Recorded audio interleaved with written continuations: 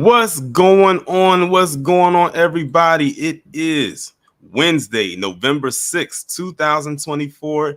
And yesterday, I have officially dubbed it the Couch One Day, or Cope and Endure Day. I think that's the proper title for today. Happy Cope and Endure Day today. But shout out to everybody that is in the chat so far. Make sure if you haven't done so already that you go ahead and hit the like button, hit the share button, hit the subscribe button if you are new to the channel. If you are new to the channel, I'm glad that you are here. Make sure to hit the bell twice to be notified whenever I upload a new video or go live. Shout out to the replay gang. Shout out to the members, people over there on Patreon, everybody over there on Instagram, Twitter, or X, whatever you want to call it, and in the Discord. We are going to have, as KG would say, we're going to have fun tonight. This is going to be a very fun and funny stream. I got a lot of ground to cover.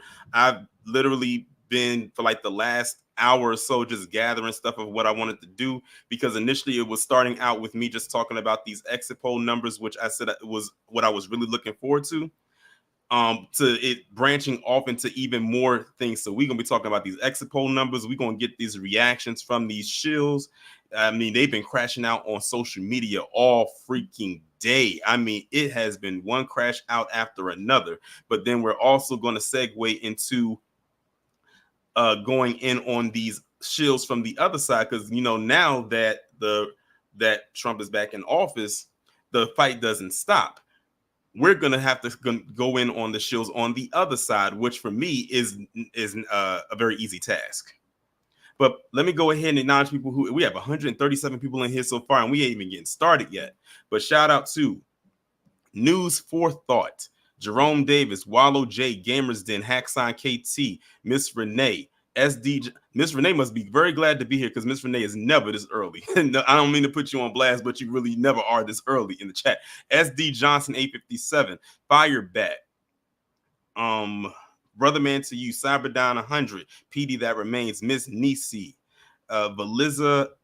But I hope I pronounced your name correctly. If I'm not, please correct me. Hollis, Vincent, RC, 225 Girl, Savion Draco 0, Leonard DeYuta, Eric H, Celebrity Style Magazine, Sybil, Chi Banana, Joseph Washington, Anita Harrell, The Church of Black Power, Sybil, Lex 172, 25 Kid, Janesta, Derry B, Cosima Fury, Mr. J,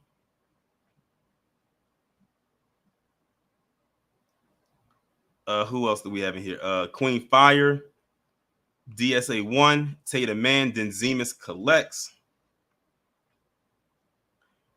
U-Law, Iron Will. Shout out to John C. Worcester for kicking off the super chat. He said, as expected, people are stuck in their feelings. They are knee deep in their feelings. And also shout out to someone. I actually got two cash apps before the show even started. Shout out to those two individuals that sent me the cash app, but I appreciate it. We got Leonard DeYuta. We got Black Rage. Knicks will be 20, 25, and 26. We got live from NYC with the 20. I appreciate it. First round KO. Kamala is down. Chosen One, Matthew, Trey Capo, Chuck O, Nightfall Drop, Miss Nisi. Shout out to you for the 10. She said, ready to get my petty on. I bet you are. You've been waiting for this. We got David Walker, Don P, Jonathan Gonzalez, Black Suede, Yog Sok. Forgive me, I cannot pronounce your last name, but shout out to you. We got Black Trini Girl to the Bone, Donna C, Key Prince, T Mac, and that is it so far. But welcome all that are in here this evening. I'm glad that you all are doing well. I know you are. I know y'all got a lot of good laughs, and the laughs are going to keep on hitting as we go through this information this evening. So I want to start it off light before we actually get into the funny stuff of this whole situation. I want to start off with talking about the exit polls first.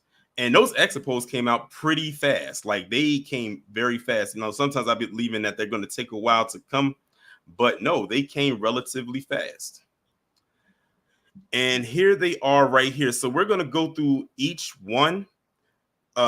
This is the exit poll. It's on NBC. Some of you probably have already seen the exit polls already, but for those who haven't seen it, we're going to go through all of them together. So this right here, what you're seeing, this is the exit poll, but it's only for the key states, aka the battleground states, the ones that you really, really need to win. So this one right here that you see on your screen is showing the culmination of all the key states. But we're going to go through each state, and the key states are Arizona, Florida, Georgia, Michigan, Nevada, North Carolina, Ohio, Pennsylvania, Texas, and Wisconsin. So I'm going to just go over the gender one and the race one, because I don't need to go by age or anything like that. Age really, to me, doesn't really matter. So let's start at the top. So of course, you know, blue is Democrats and red is Republican, and the gray area is other. So broken down by gender as far as male goes, and this is gender no matter what ethnicity you are, because it breaks it down by gender and then it goes down by the gender and the race. So gender for men who voted in this election was a total of 47% when they totaled it all up. 42% of the male population voted for Kamala Harris. 55% of the male population voted for Trump.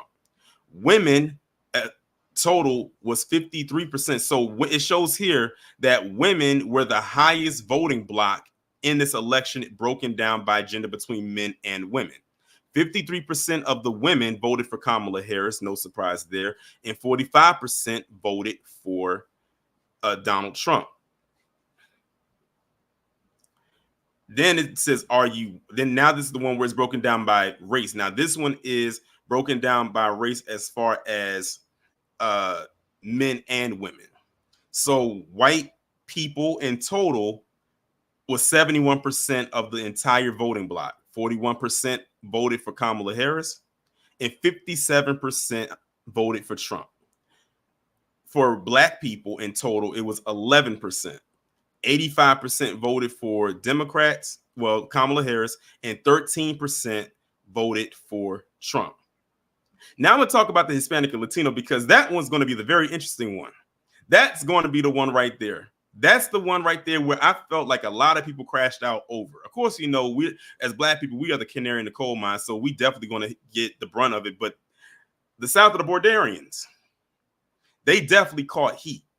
So the Hispanic or Latino, they were 12% of the voting block. 52% voted for Kamala Harris and 46% voted for Trump. I'm not going to worry about the Asians. I don't know why they got this section up here twice, but it is what it is. Now, this one right here is broken down sex by race. 34% of the voting block were white men. 37% voted for Kamala Harris. 60% voted for Trump. White women were 37%, not far behind white men, which is very reminiscent of the election of 2016. They were 45% of them voted for Kamala Harris and 53% voted for Trump. Black men were 5%.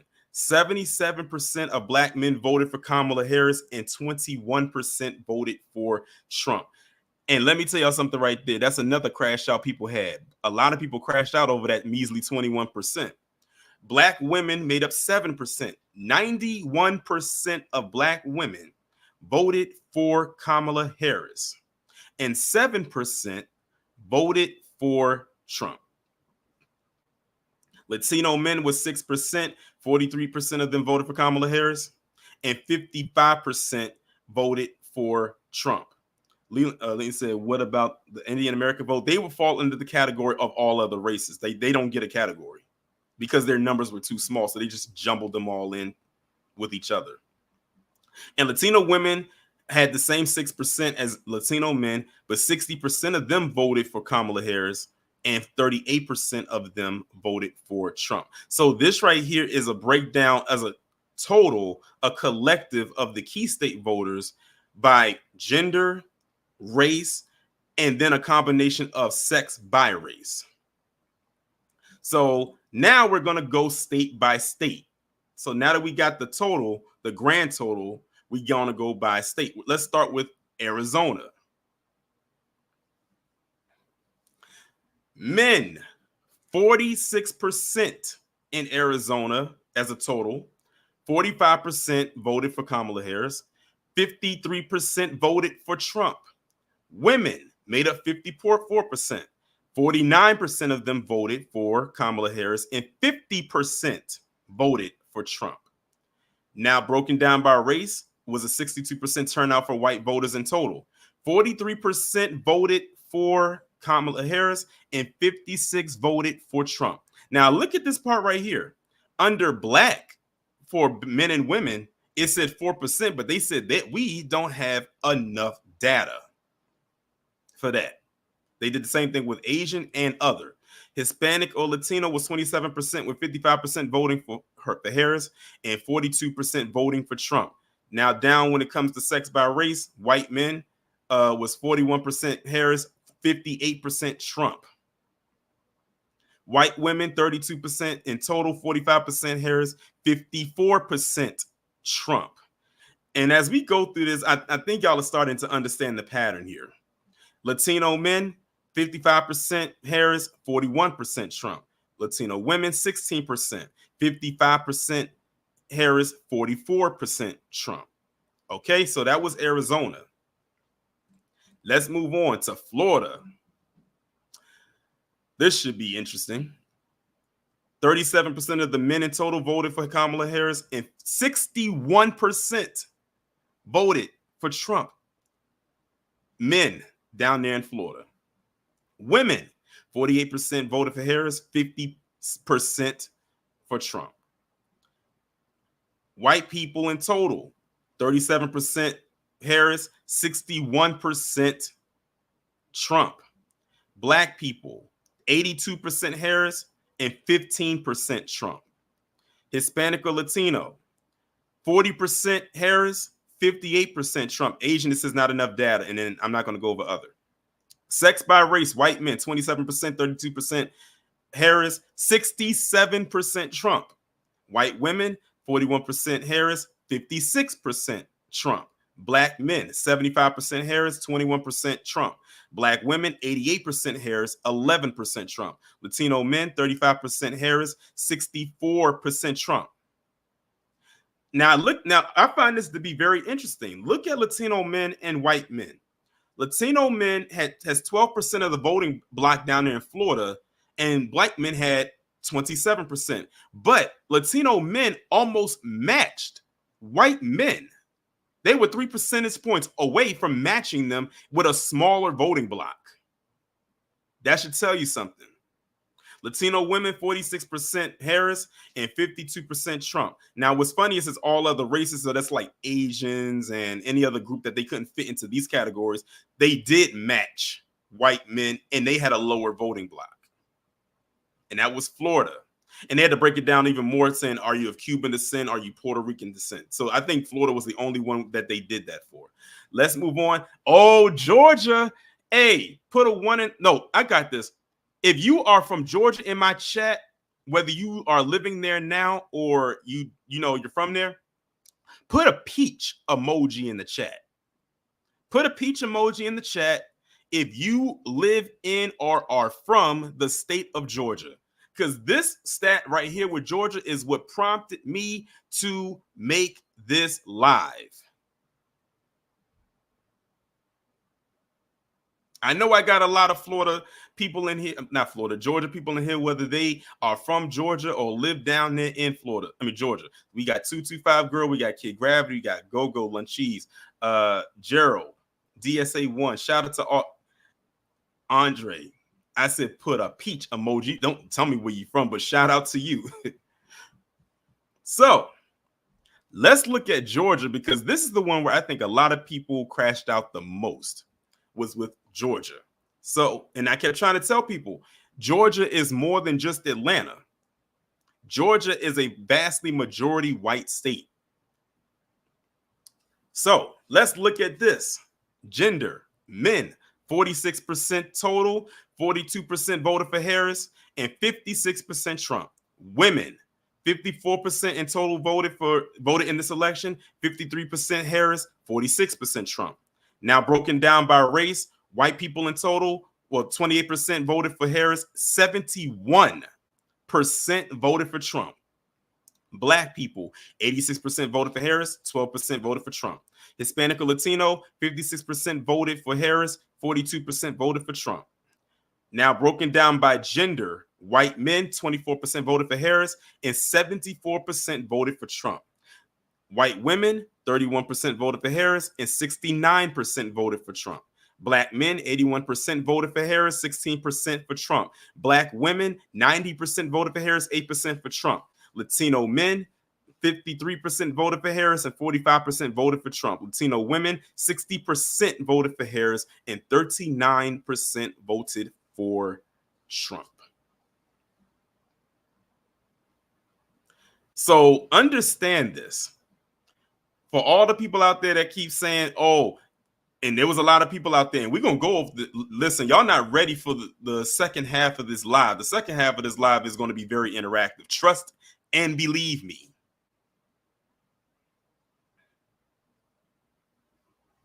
But look at this. The Latino men in particular, they were almost split between Harris and Trump. Out of all of them, out of all of the voting blocks as far as the genders go, Latino men were almost evenly split. Where everyone else, it was lean heavy one particular way over the other. But Latino men were almost evenly split. They were off by, what, 12%?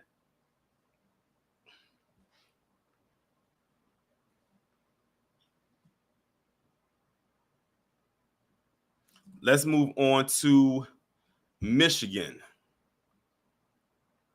So in Michigan, 44% of the men voted in this election, 44% voted for Harris, and 55% voted for Trump. Women, 54% Harris, 45% Trump. White people, 44% Harris, 55% Trump. Black people, 89% Harris, 11% Trump. Hispanic or Latino, 39% Harris, 58% Trump. White men, 39% Harris, 60% Trump. White women, 48% Harris, 51% Trump. Black men, 86% Harris, 13% Trump. Black women, 91% Harris, 9% Trump. Now, I find it interesting because they said Latino men and women, they have them here, but they don't have enough data. They said they don't have enough data for them, even though they have it right here, but hey, it is what it is.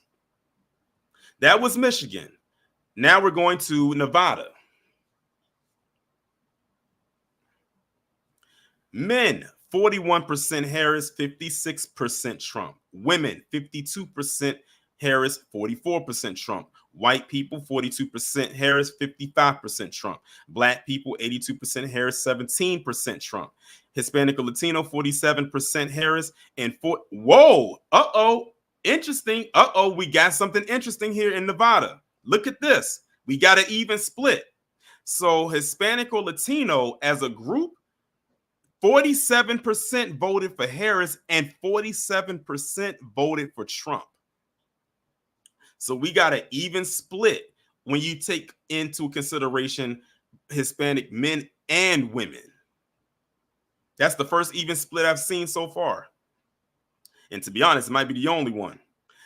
By race, well, with men, white men, 38% Harris, 58% Trump. White women, 47% Harris, 50% Trump. There was almost an even split with white women. Black men, 74% Harris, 23% Trump. Black women, 89% Harris, 10% Trump. Latino men, 37% Harris, 59% Trump. And Latino women, 57% Harris and 37% Trump. It was almost a reversal. They were just off by 2 percentage points.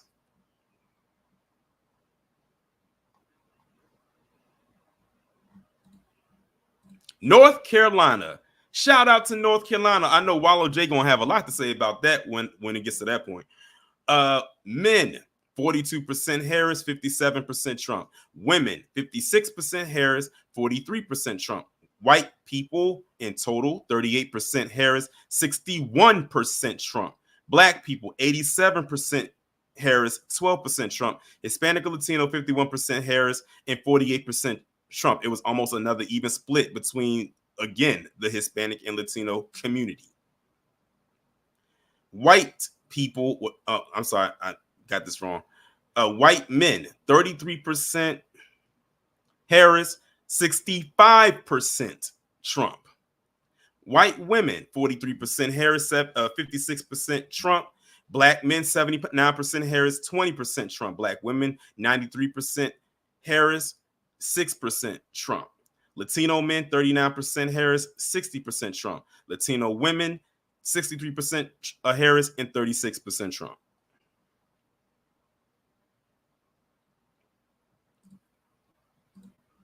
Ohio.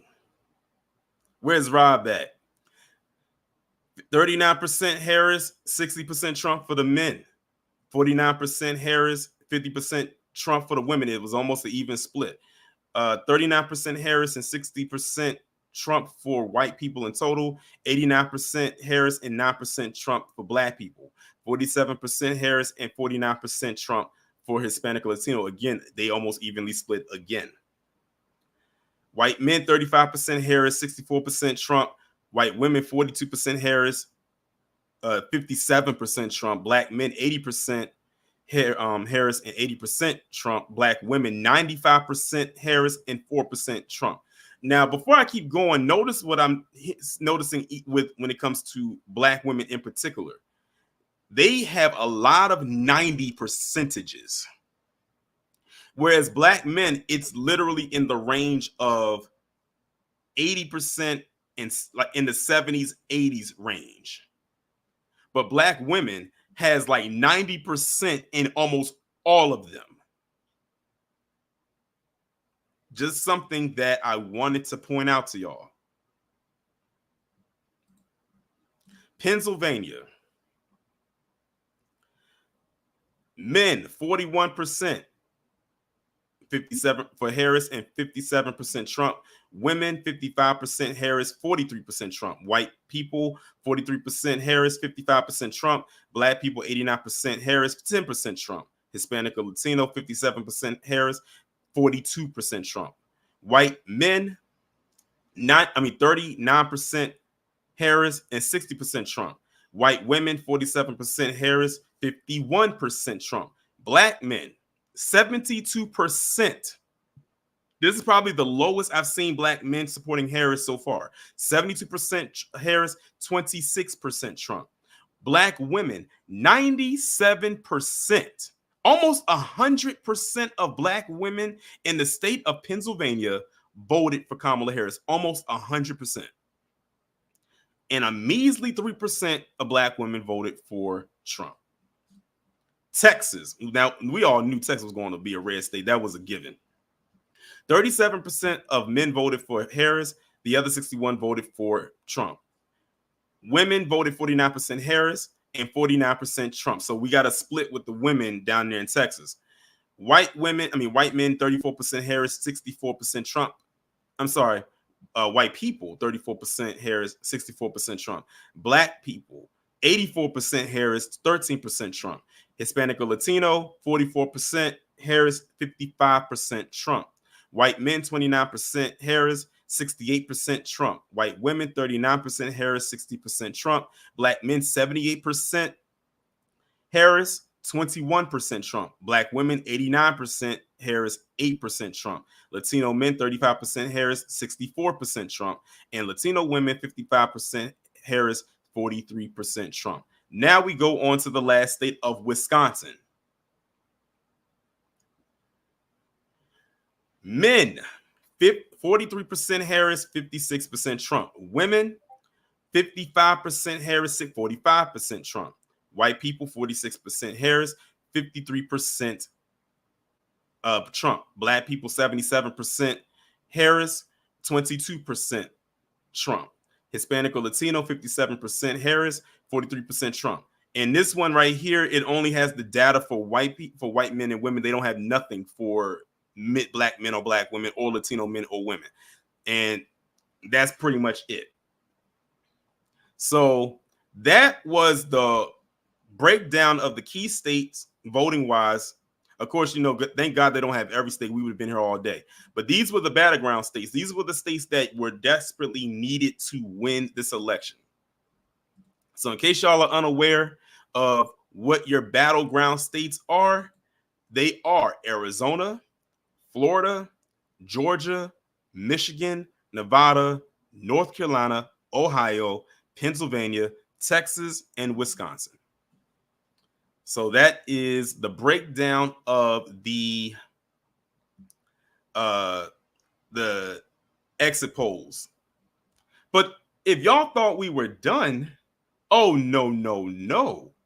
People, we are just getting started. We are just getting started. The party has only just begun. It has only just begun. And to kick it off, I think I should play this right here.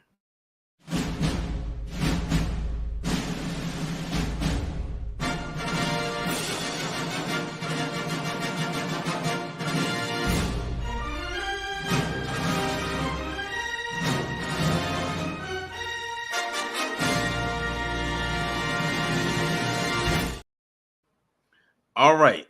So I downloaded a bunch of videos from these shills crashing out. And I'm trying to decide on where to begin because I have, how many videos I got? 1, 2, 3, 4, 5, 6. You know what? I think I know where I want to begin. And that is the so-called leader of the K-Hive. I don't know why they called it the K-Hive, but I feel like this person, I don't know if he came up with that, but he was one of the first people that I heard about when it came to someone saying something about some daggone K-Hive. And that is none other than Kenny Walden. We're going to start with Kenny Walden tonight. Man, let me tell you, this is going to be hilarious, y'all. These next few minutes are going to be hilarious.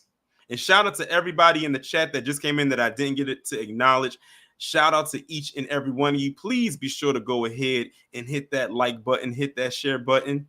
I would appreciate it. We got 570 people in here. We are on a roll, and we are only 29, almost 30 minutes in. We are just getting started, y'all. So let's get to it. Look, I know a lot of people don't like the results, but the results are the results. Okay, we have to accept that the results are the results. People are calling for a recount. I don't know where the votes are coming from.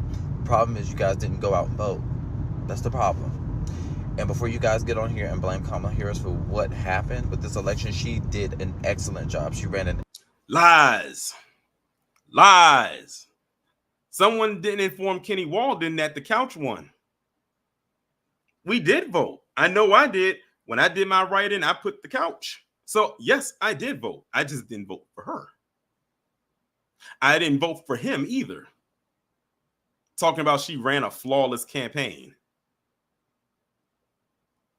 In his head, that's the only place that exists. Excellent campaign. She ran it flawlessly. From her interviews with Fox News to her debate performance, she knocked it out the park. You can't say she didn't go to Wisconsin. You can't say she didn't go to Pennsylvania. You can't say that she didn't hit up all the swing states that she needed.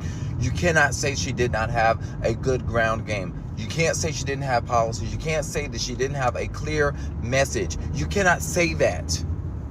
Kamala Harris ran an excellent campaign. The problem is, hatred won. People hate more. People want to point the finger and blame other demographics for why their life isn't the way they want it to be. That's the reality. But I'm not going to get on my platform and I'm not going to blame other races of people. I know a lot of... Kenny knows he want to say it was black men's fault.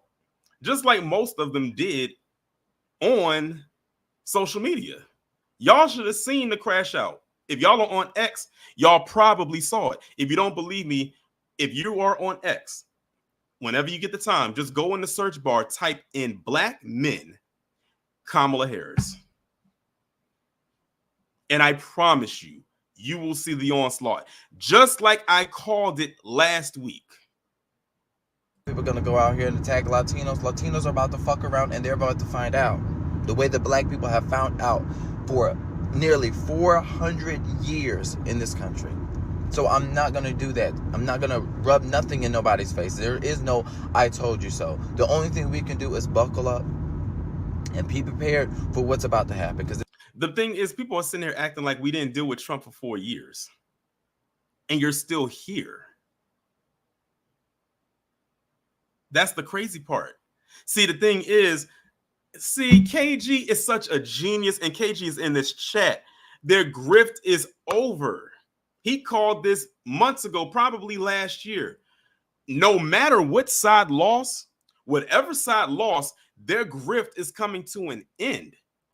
Now, as far as the grifters on the side that won, their grift is coming to an end, but they have a little bit more time before this comes to a halt. But as for them, like this one on the screen, oh, it's over. That's why they're upset. That's why they're sad. They cannot get out there and do what they were doing before because it's over. They got to go hibernate for the next 4 years and re-strategize to see how they can get their stuff together or come up with another game plan. this man is about to walk into the presidency with a fucking trifecta to where he's going to be able to repeal away our affordable health care. And once he takes that away, people like me with pre-existing conditions, we are fucked. We are not going to be able to survive. We're not going to be able to pay for our, life-sustaining medicine. It's just going to be what the fuck it's going to be.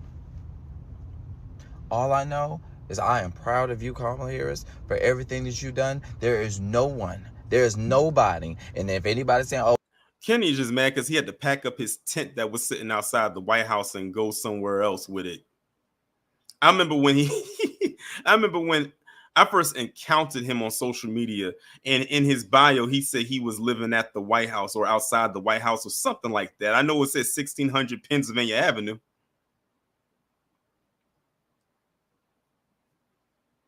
And for those who are unaware, Kenny Walden is one of the early Bed Bucking Hall of Shame entries that I've done. I remember it. If you go back to the playlist, I think he's the second person I've ever done one on. As long as I've been doing this series, he's like the second person that I've done it on. And many people didn't know who he was until I did that video.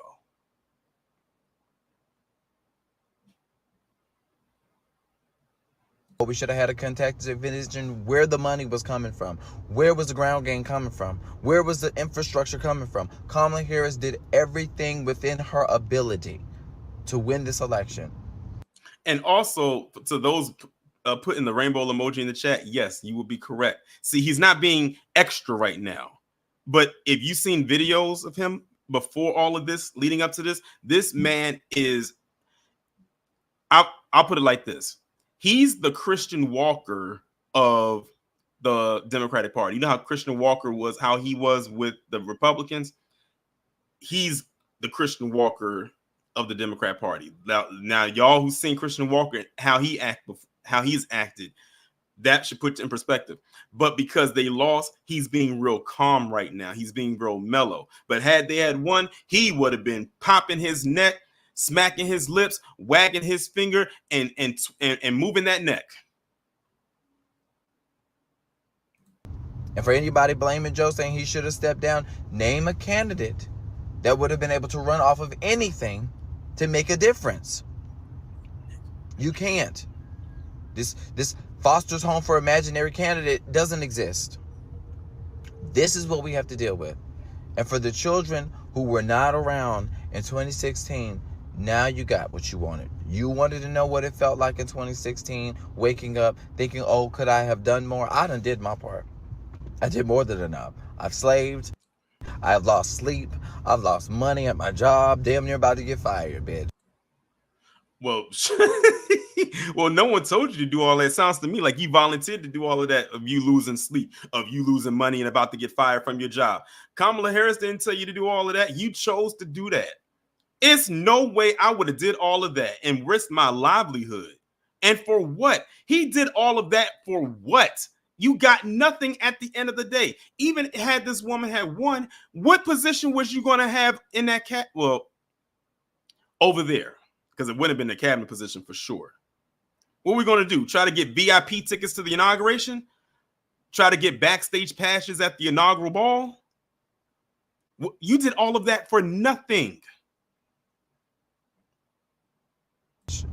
Okay, doing what I had to do to save democracy. I've done my work.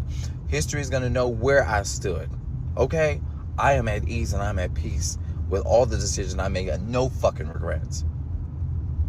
I find that very hard to believe. You mean to tell me you almost about to be fired from your job, you would not have regretted the decision that you made leading up to that?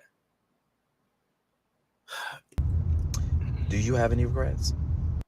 No, I voted for the couch, and now I don't have any regrets. Anybody in the chat? Do y'all have any regrets? I have a feeling that he's putting on. This dude is very upset. Let's be real here. He's trying to act like he's not, but he is. Let's be real with ourselves here. But that was Kenny Walden. I said, let's kick it off with Kenny Walden. Let's get Kenny up out of here. Let's see. Where do I go next?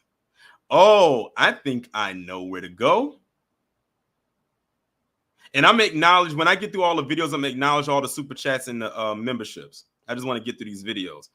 Oh, I think I know where we can go. Let's go to real quick, man. Plies. Oh Lord. Now this one was funny. I gotta admit, this was a little hilarious. Yo, definitely want to jump on here real quick, man, and check on y'all and make sure that y'all was good. Just make sure that y'all was okay. Don't know if y'all can even see my arms, but if I could if you don't get to the point, hug each and every one of y'all who needed a hug right now, man. I don't need a hug from you. And just let you put your head on my shoulder and just get off what you want to get off. Just let me fall. God knows I would. I was just thinking to myself, man, I wish I had something big enough that I could invite whoever wanted to come just to sit around. Notice his tone has changed. Remember what he was talking like before, as annoying as it was, and how he was berating. I'm telling you, this was a huge wake-up call right here. This L that they took was a huge wake-up call. They spent all this time coming at black people, specifically black men, and Plies was another one of them. And now they humbled. You know what this is the equivalent of? This is equivalent to the hey big head DM / text. They trying to come home. They trying to find shelter. Oh no, your home ain't here no more. The locks have changed, and I put an alarm system on, and I got a Doberman. So good luck trying to get in. This is the equivalent to the hey big head text. And do nothing and just check on each other and make sure that each other was good and everybody was holding up okay.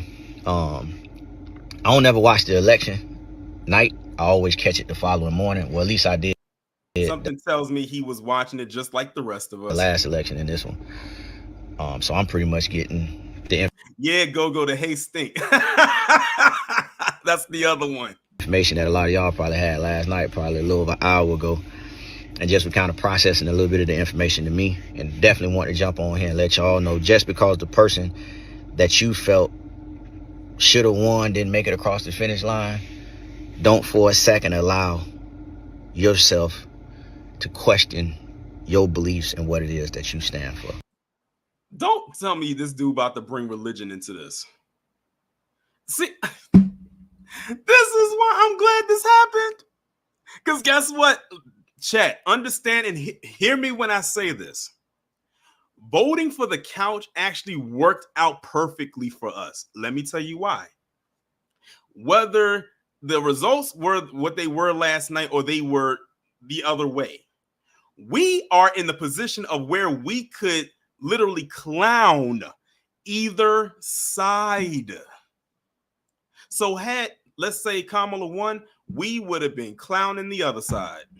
But because she lost, we're clowning them. But I'm actually glad it went this way because they were the ones. This bunch right here has been a thorn in our side for the last few months to a year.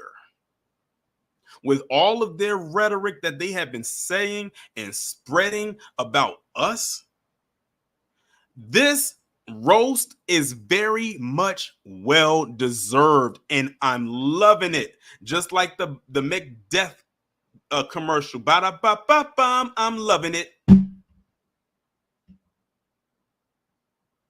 Oh, it's coming, Miss Nisa. It's coming. I know when I drop the link, y'all gonna flood. Y'all gonna hit that link fast. I already know. I can't wait. Because just because some results didn't go how you foreseen them to go, it doesn't mean that you wrong about anything. All elections mean, or anytime somebody voting on something, is that this group of people, the majority, wanted to try this over here more so than they want to try this over here, for whatever their reasons is. One thing this election did teach me is something that he knew is something that I didn't know. That character no longer matters. That all the dark and divisiveness and all the things he said, he knew people wanted that. I just didn't think that they did. So this whole notion of America, this is not who we are. No, this is exactly who we are. And again, I'm a firm believer that God don't make mistakes. And I know at some point in time, he will reveal why this went the way that it did. And to the end, man, I just want to continue to tell y'all to still stand for the things that you believe in, no differently than I do. And definitely want to tell y'all I love you. And if I can hug you one more time. No, we don't want no hug. Get off my screen. We don't want no hug. Okay? Especially not from you. With all the stuff he been saying these last a couple of weeks. And like y'all was saying in the chat, his voice changed. You notice that? He's actually talking in his real tone. That's how Plies actually talks. That other stuff that he was doing, when he was talking all fast and all high pitched, that wasn't his real voice. He was up there performing, just like the rest of them. But what he was saying right here, how he was talking, that's his real voice. Now, had Kamala Harris won, he would have been speaking in his performative voice. Now that we got him out of the way, let's see, where do I want to go next? And these last four are golden. Haxon said, "Is that the pancake?" No, that is not. That is not Terrence K. Williams. That is Plies. Although, man, listen, had Trump lost last night, we would have probably had to do a whole live just dedicated to Terrence K. Williams. But don't get it twisted. He will get his wake-up call soon enough. Let's see, where do I want to go next? I have 4 videos left, and all of them are pretty golden. You know what? Let me start with this one because this is a shorter video. Let's talk about Al Sharpton. And this is Al Sharpton, and he's with Joe Scarborough and Mika Brzezinski, or as Professor Black Truth calls her, Mika the Bigot Brzezinski. Now, I want y'all to listen to this because I already heard this. I want you to listen to what Joe Scarborough is going to say, and then what Al Sharpton says at the end. Really quickly, too. Democrats need to be mature, and they need to be honest. And they need to say, yes, there's misogyny. But it's not just misogyny from white men. Mm-hmm. It's misogyny from Hispanic men. Right. It's misogyny from black men. Things we've all been talking. See, look at Joe Scarborough. Look what he's doing. Misogyny. It wasn't just misogyny. It was misogyny from white men. It was misogyny from black men. Look at what Joe. This is a white man saying this next to his ex-wife and Al Sharpton, who is going to agree with it.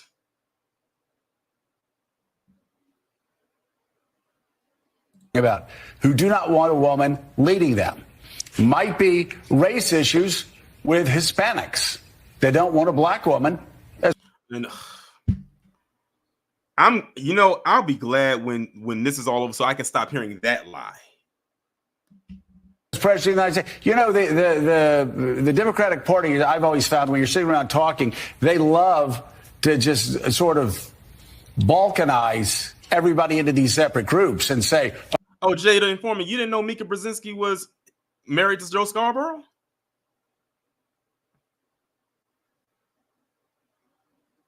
Listen, ex currently married. I don't know. I don't care. I know that they were tied. They were tied together in some form of fashion. Oh, white people don't like women and black people. No, it is time for the Democrats to say, okay, and you and I have talked about this before, a lot of Hispanic voters have problems with black candidates. Right. A lot and of, with other Hispanics. You got some that don't like each other. And some of the most misogynist things I've heard going on this Get Out the Vote tour came from black men. Yeah, it is. Some of the most misogynist things I heard coming from this tour was from black men. Look at him. And bucked his eyes while saying it. And had no problem. This man did not stumble. He did not stutter. He did not mince his words. And most of the misogyny that came from on this tour was from black men.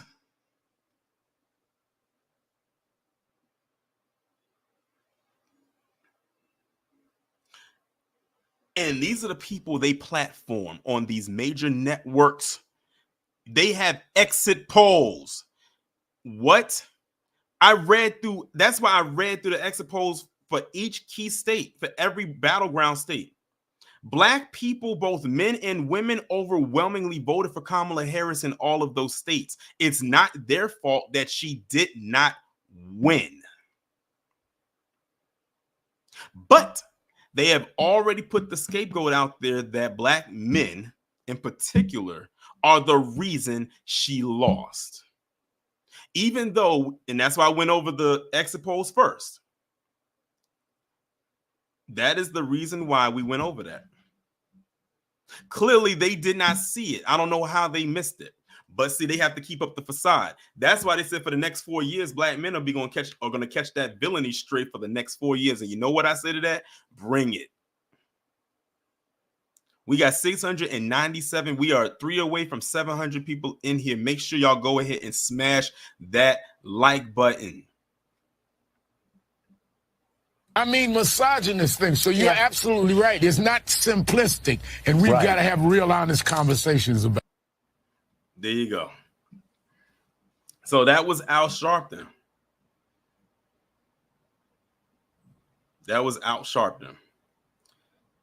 Let's get Al off the screen and let's see. Because y'all kept asking for, okay. I'm not going to ask which one y'all want first. I'm going to just go ahead and pick one because both of them are quite hilarious. So let's bring up the big crybaby himself, Vanessa Jones. Who are not. Now, you know, y'all know where this is headed. Y'all know where this is headed. Because I'm thinking about the people who are not a part of anybody's elite who are hurting tonight. I'm not hurting. I feel fine. Does everyone in the chat feel fine? Because I feel great. I'm in good health. I'm alive and well. I'm sitting here talking to y'all, clowning these fools. And we about to clown another one. This one right here. There are African-American women who know a little bit about being talked down to and know a little bit about having their economic dreams crushed, who tried to dream a big dream over the past couple of months. And tonight they're trading in a lot of hope for a lot of hurt. And they were hoping that maybe this time, one of their own could be seen as worthy. And once again, they're facing rejection. And that hurts. They thought tomorrow morning they're going to walk out with their shoulders back a little bit, maybe able to breathe for the first time and feel like they belong someplace. Oh my God. Van, are you serious? Really? Do y'all understand what this dude is trying to say? He's trying to make it seem like black women are invisible or they're not seen. I couldn't tell based on looking at them exit polls. I couldn't tell based on how their turnout was at a lot of Kamala Harris's rallies, talking about they're not being seen. What are you talking about? Y'all prioritize black women the most when it comes to the Democratic Party. What are you talking about? They feel like they're going to be invisible or not seen. Are you kidding me?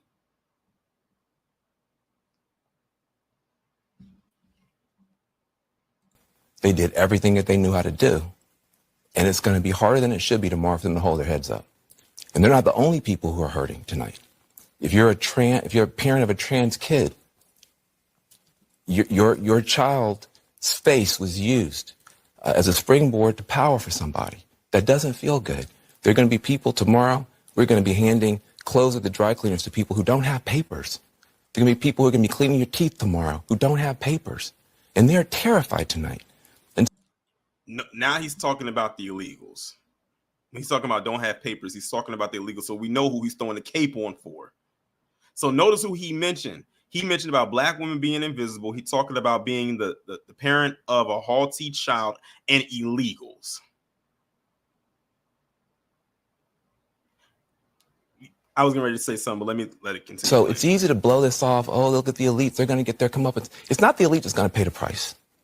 It's people who woke up this morning with a dream and are going to bed with a nightmare. And those people didn't deserve to be respected and held and talked to. Those are the people who are going to pay the price for whatever Donald Trump decides to do. Yeah, but Van, how do we know that those people didn't vote? A large portion of those people aren't part of the people that elected Donald Trump. Well, right? I think that's a good part of the electorate. And the black women, the party, the Democratic Party, let those black women down. You want to know what's so crazy? What this white guy who I said last night looks like Michael Chiklis said probably the smartest thing so far out of all the clips that I played, and this is a white man that said that amongst all of these Negroes, he said, what if the Democratic Party let black women down?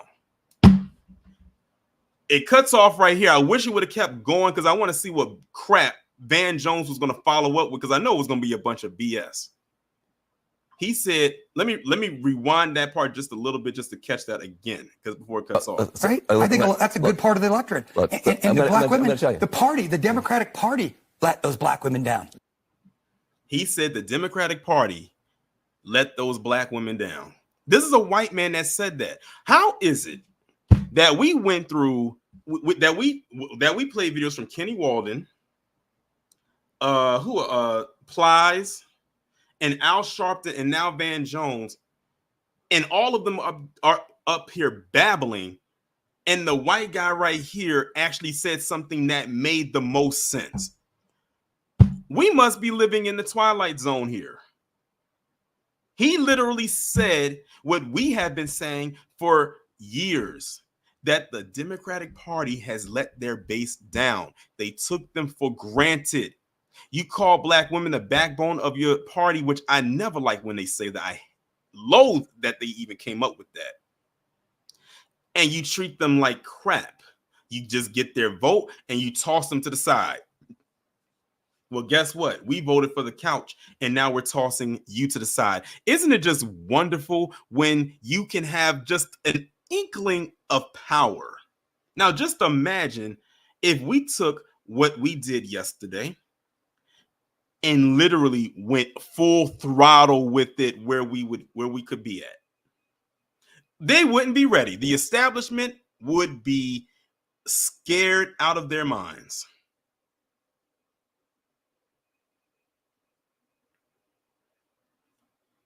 So that's Van Jones right there. So let's move on to, you know what? I'm gonna go here. I'm gonna save the another person for last. We're gonna go to The View. And when I tell you about over dramatic, my goodness, this was so dramatic. Look, I'm laughing so far. We got 740 people in the chat. Make sure y'all hit the like button if you haven't done so already. So let's go to The View and see what the women on The View have to say. It was pretty red last night. Now, I want y'all to understand this before we get into it, to give y'all the optics.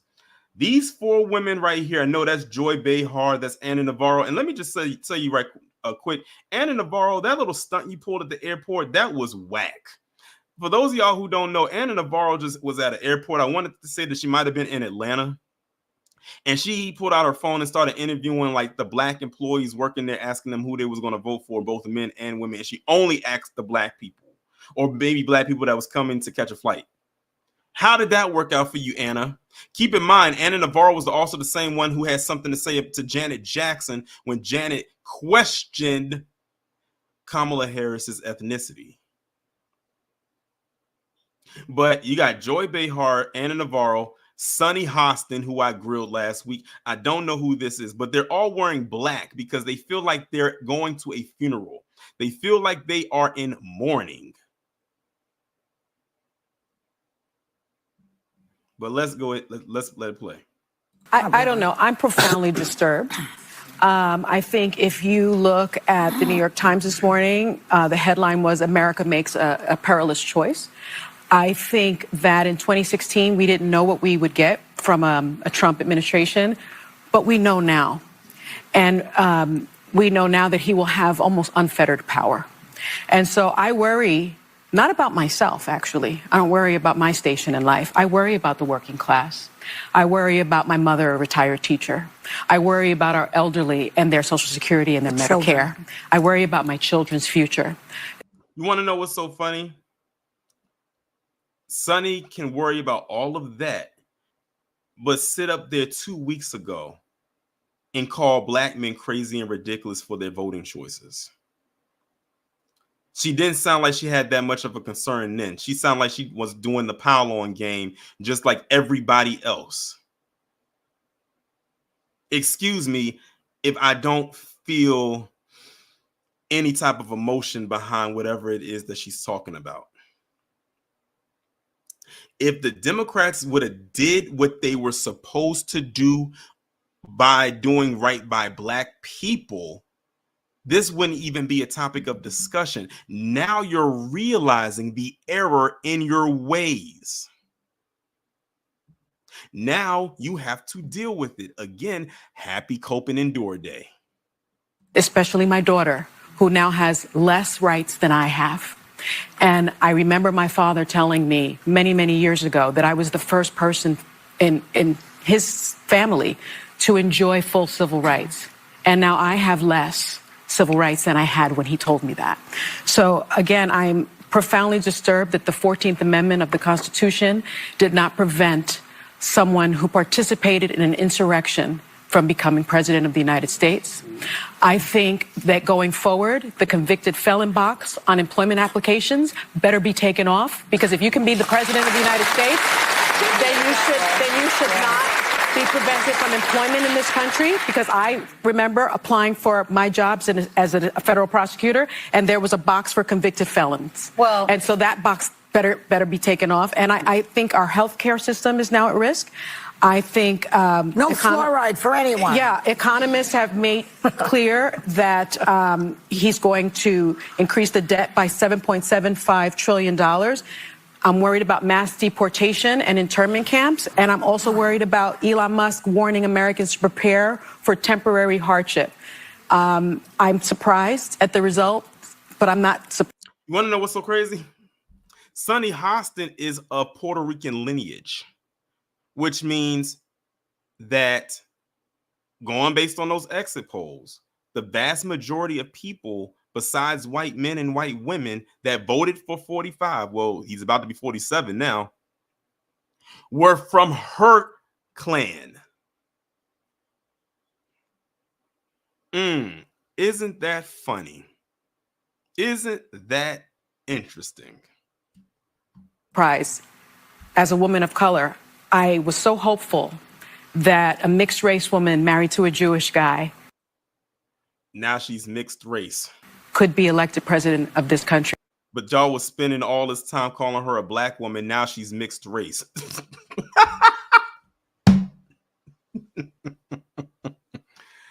Oh, man. This is too funny. And I think that it had nothing to do with policy. I think this was a referendum of cultural resentment in this country. Well, I think it, I think it has to do with a lot of things, that being one of them. I'm obviously very disappointed. I'm very sad. I was at the Kamala Harris. Same thing with you, Anna Navarro. People of your lineage, or who they would lump you in if you looked at a job application, you know, when they check the boxes, voted for Trump. It's interesting, the two people that are talking the most, a sector of their community, if you put them all under the same umbrella, voted in very high numbers for the man that they despise. You can't blame this one on black men, not even if you tried. Headquarters yesterday in Washington, and it was a very sad scene. The mood turned immediately, and I tell you, there's a quote I get a lot of inspiration from, and it's a quote that I read when I was reading about John F. Kennedy, and it says, "Whether I am on the winning or the losing side is not the point with me. It is being on the side where my sympathies lie that matters." And that to me brought me a consolation and inspiration this morning, because I have no regrets. Yep. I worked hard as hell to elect the first Black Asian woman.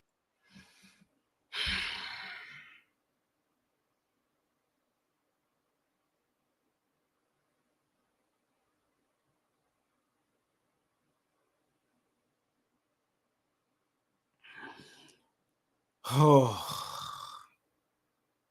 another reason why I'm glad this is over. Again, so we don't have to continue hearing that.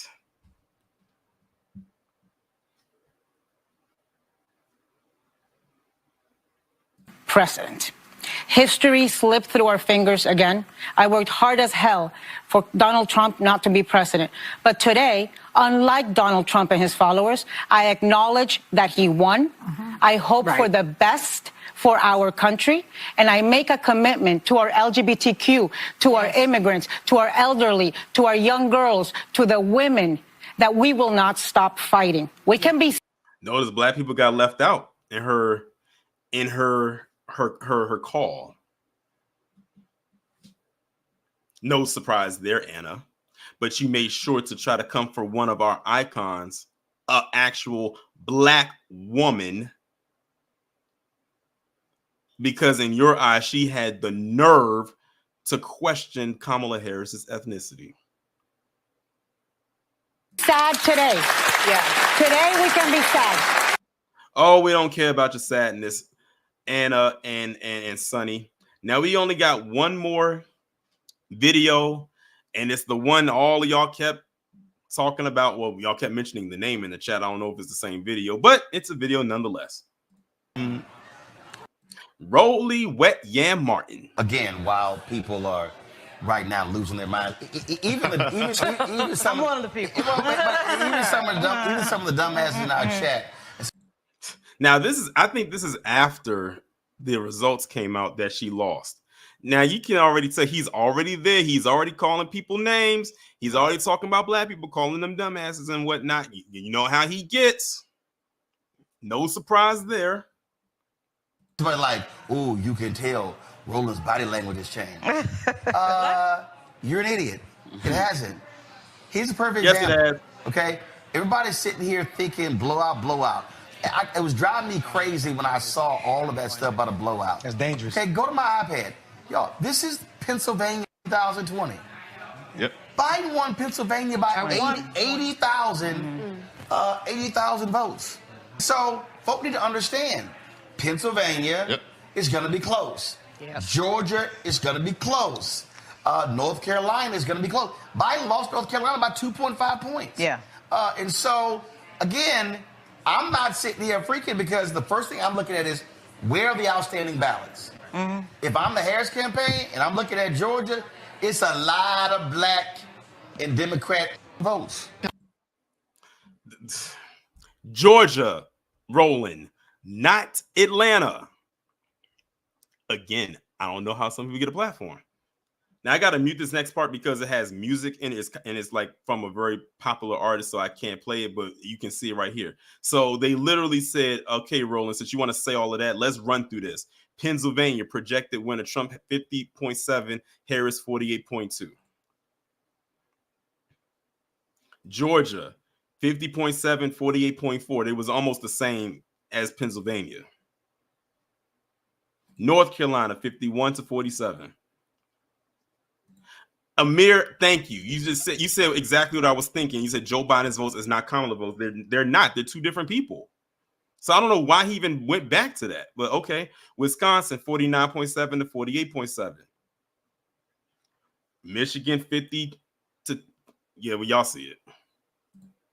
And the person ended off with it wasn't even close. I wish I could have had the sound playing, but it was copyrighted music there. So that's why I could not play it. But yeah, those were all the videos right there. But before I drop the link, I have to do one more thing. And y'all probably not even going to see this one coming, but I have to do it because now that we're about to start doing the changing of the guard, remember how I was talking about how we went in on these shills, but now that leaves room open for us to go in on the other shills, and this is going to be glorious. But I first have to play the drop.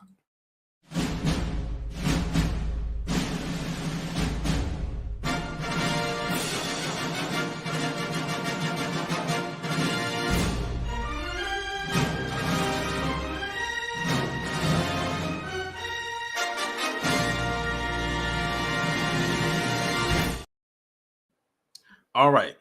So just like we was going in on all the Democratic shills, and trust and believe me, there are so many more than the ones. I tried to see if I could find a Ricky Smiley soundbite, but I couldn't retrieve it. Otherwise, he would have been in the mix too. But now we get to talk about the Republican shills, and this is just going to be just as sweet. Now, who knows who this is in the picture?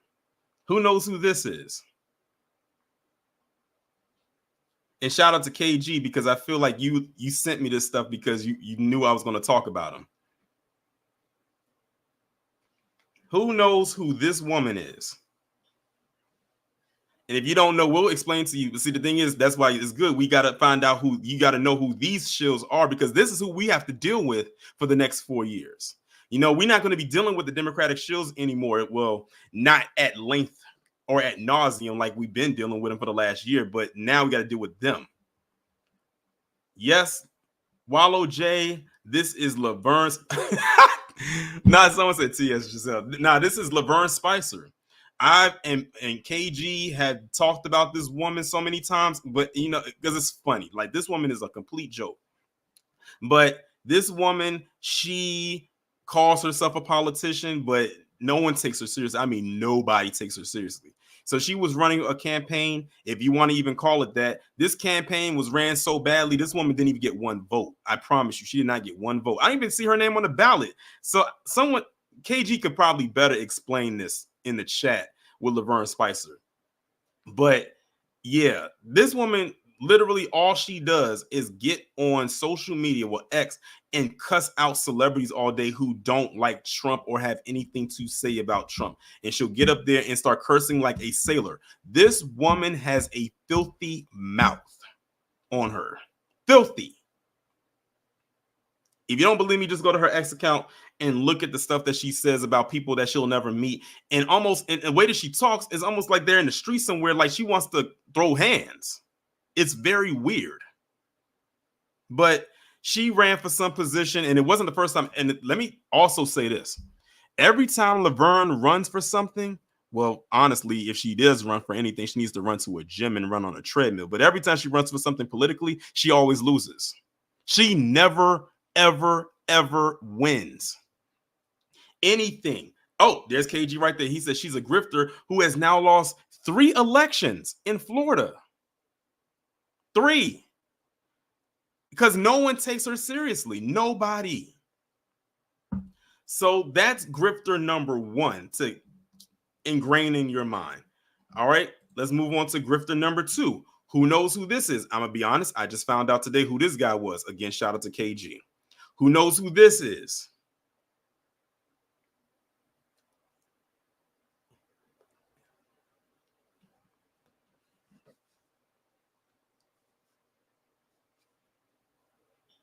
Who knows who this is?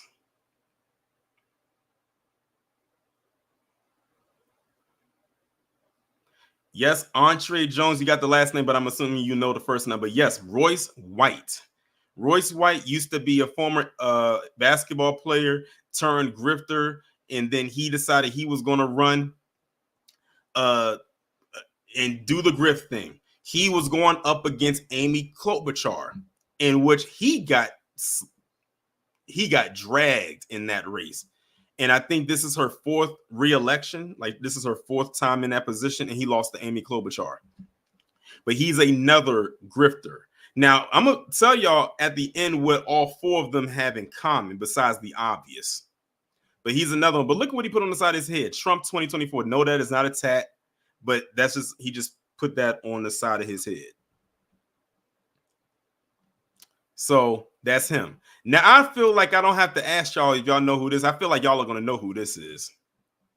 Who is that?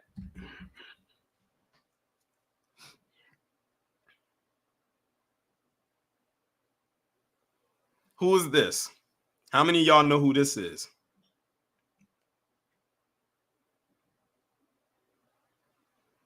Yep, this is Kim Klacik. She was running for a position in Baltimore, and she lost. And this is not her first time losing, or as I like to call her, basic Klacik. But if you look into, I'm not going to go into her past, but if you know her past, then you know. But she ran for a position in Baltimore, which of course you know is the same state I'm in, about 45 minutes north of me, and she lost again. Because she ran for a position a couple years ago. She lost then. She ran again and lost again last night. She's the one that was doing them campaigns where she was walking around the streets of Baltimore with these heels on. I'm like, if you don't put some regular shoes on, I know your feet hurt walking on that concrete and walking uphill.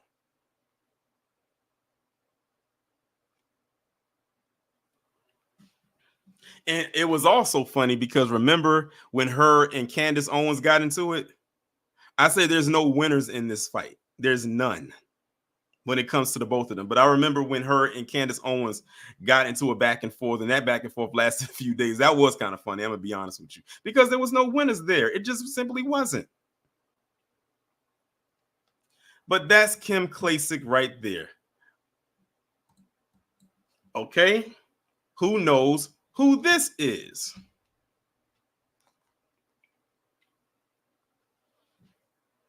Miss Renee said, did Kamala ever succeed? Yeah, she did it a couple hours ago. Yeah, she did it a couple hours ago. Who knows who this is?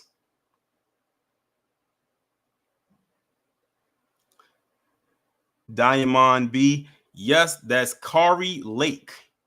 Now, many of y'all may not be familiar with Kari Lake, but she's definitely playing the passing game, if you know what I mean. But she ran for a position. I couldn't tell you what position that was, but she lost too.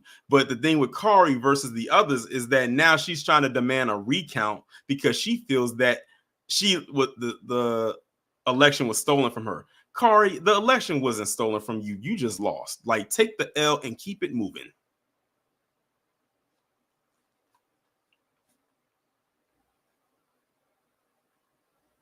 No, Gnome King, she is not kin to Ricky Lake. But yeah, Kari Lake. Now, I've got to admit, she's one of the few that I don't know too much about, but I've heard her name and I've seen her be performative, just like the others. Now, this last person I'm going to talk about. Oh, and it's the reason I saved them for last. I want y'all in the chat to guess who the last person I'm going to show on this screen. Just guess. When a person types their name, I'm going to show the picture. Who y'all think the last person is I'm going to show? Nope, not Candace. Not Jason. No, these are people who ran for a position. Not ramen noodles. Mark Robinson. Out of all the people that lost yesterday, this is the one right here I was the most excited about. Shout out to the people down there in North Carolina for doing what had to be done to make sure that this man did not get in position to be governor of that state. I am so proud. Shout out to, Wallow J, he's from North Carolina. I'm so glad that y'all did not install this man as governor. I think out of everybody that I was glad to see, I'm going to be honest with you. I was more glad to hear about him losing than with Kamala Harris. Because I know it would have been a nightmare with him down there. I know it would have been. And he lost by a landslide. Hear me again. Mark Robinson lost by a landslide. I think that Josh Stein got like 70% of the vote. Mark got like 30%. At least with the other ones that I mentioned, they didn't lose by that much. He lost by like 30+%. Well, you said 15 points. He got destroyed. I'm about to lose my voice. He got destroyed. And when I saw that he lost, I was so excited.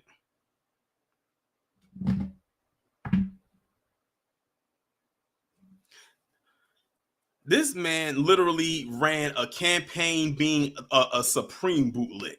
And I'm like, did you really think you was going to get that far? Really? Did you really think that you was going to get that far? It was so bad that you had the current, and Wallow, you can correct me if I'm wrong. Didn't that y'all have like the current governor who was going to like try to, they wanted him to be vice to be Kamala Harris's running mate, but he decided I'm not going to do it because if I leave, then he's going to be governor. I think that's how the story went. You had someone who turned down a better job just to make sure that he did not get in position of being governor. That's how bad Mark Robinson is. Like I said, after all the L's that happened last night, his was the one that I was looking forward to the most. And I'm almost certain that a lot of people who live down there in North Carolina was excited about that. Kudos to the people down there in North Carolina for doing what they had to do as it pertained to making sure that this clown did not get elected. All right, y'all, let me go ahead and go through these super chats and then I will drop the link. Shout out to John C. Winston. Live from NYC, DeMarcus, Darlene. Shout out to KG for being a member for 31 months. Shout out to Ozzy for being a member for 25 months. Shout out to Sean, Ozzy, John again, Go, Samuel Bryant, the Dre Max Show. Who is this? Ballet Dancer, New Jersey. The Orange Pill Nurse, Ozzy again. Mohako, AW1, Ozzy again. Sammy Bryant.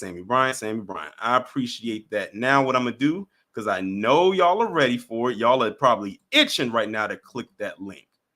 Well, there's the link right there. Come on up. I know y'all got a lot to say because we covered a lot of stuff. And y'all, this is probably like the actual finale of me doing political-based content. I know I said last week was going to be the last one, but I completely forgot that we had to go over these exit polls. And also, KG said he wanted to be last. So just giving y'all a heads up. KG says he wants to be last. So that means when it gets down to him, if y'all are not up here, and I'll give y'all about 5 minutes, when I bring him up, that's it. All right, let's see. First up, we got AW1. What's going on? What's going on, Torian? I know you feeling good. We all feeling good. Can you hear it in my voice? Huh? Can you hear it in my voice? Oh, absolutely. You got extra peppy. Let me tell you something about my last 2 days, man. Mm-hmm. I gotta tell you, going to work, they're telling me, why you so happy? They was asking me, why am I so happy? I'm thinking, because I think something special gonna happen for black folks. It's like, what you mean? They thought I meant what? Because of Kamala? I was like, oh, no. Mm-hmm. Her demise is going to be, her demise would be our excitement. And he's like, why? They're like, oh, wait, you woke. I was like, yeah, you're right. I am woke. I'd rather be woke than asleep. No, see, what happened today is so special. We sent a big message to the world. You're not just going to keep jerking us around anymore. Mm-hmm. We're not dogs. You're not going to send out your old, like Sharptons and Obama's young, talking down to us. Like, no, just vote for us because it's gonna be worse. You vote for Trump. Nah, we survived Reagan. We survived Bush's. And other people. We'll be fine. Yeah. This is a great day. We send a message telling them like, look, you give us something or we're not voting for you. And that's what they don't realize. Now they're trying to say, oh, well, the Latinos were the most impactful. But you know, it's funny. You show those two women, why they're not going at Latino men and women? Because they voted for Trump higher than we did. But of course they. Because they got egg on their face. They spent all the time coming at black men that now they quiet. They can't say anything. I mean, even like I said, you even had Al Sharpton up there with Joe Scarborough and Mika Brzezinski. Yeah, that old fool. Just sitting up there. It was misogyny. Like, no, that's not it. It wasn't misogyny. It had nothing to do with her being a woman. If she, as a woman, had the policies that we wanted specifically for us, yes, in place, we would have voted for her. Like, exactly. Like that's all it is. But y'all spent all this time trying to blame us and say it was this and the third. And that's another thing I think why a lot of people were turned off. That's why most of the commentaries that I did last week was me going after the shills to show y'all that it's because of these individuals that turns people away as well. Not necessarily just the candidate, but the shills don't make it any better. Right. And the point you got to, and I'm glad you keep hammering this home. We did not, it's not so much we voted for Trump or wanted Trump in. And I understand some black folks did it just to spite the Democrats, which you know what? I'm cool with that. No, because I got to feel it. Yeah. This is what happens when you don't give us what we want. And maybe from California, I'm going to tell you this. They really going to feel it. So Gavin Newsom, you're next. Especially after that stunt he pulled. Oh, yeah. He's next. So, yeah, I'm going to get down. Cause it's going to be a lot of people coming up. So I'll let you get down. Yeah, it's a lot of people. Yeah, but thanks for coming up. Absolutely. All right. But before I bring up the next person, the point I forgot to drive home with the 4 Republican shills, one, though I showed all of them because, and that's just a small line of people that we got to deal with. That's who we will have to deal with for the next 4 years as far as the shills go.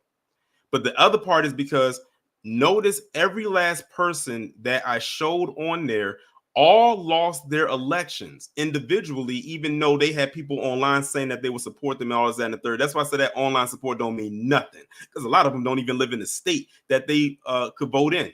But what's also going to happen, and I saw this on their pages, is that what they're going to do is, because they lost, they're going to latch onto the MAGA train to feel like they're winning something.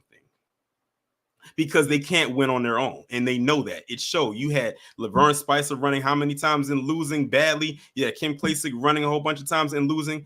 A lot of them, just a bunch of losers. They cannot win on their own. So what they're going to do is they're going to continue to shill, they're going to continue to tap dance, and they're going to latch on to MAGA in hopes that they can get a win. And even that's going to be a fail. That won't last long. And I think some of them know it, but you know, denial is not only a river in Egypt. Next up, we got Hurricane Niecy. What's going on? Ooh, happy, joy. Happy, joy. Hercules. I've been waiting. All day. I have been smiling and giggling and laughing out loud all day. Mm-hmm. The couch won. Mm-hmm. And we as FBA lineage-based warrior class, we did that shit. We did that shit.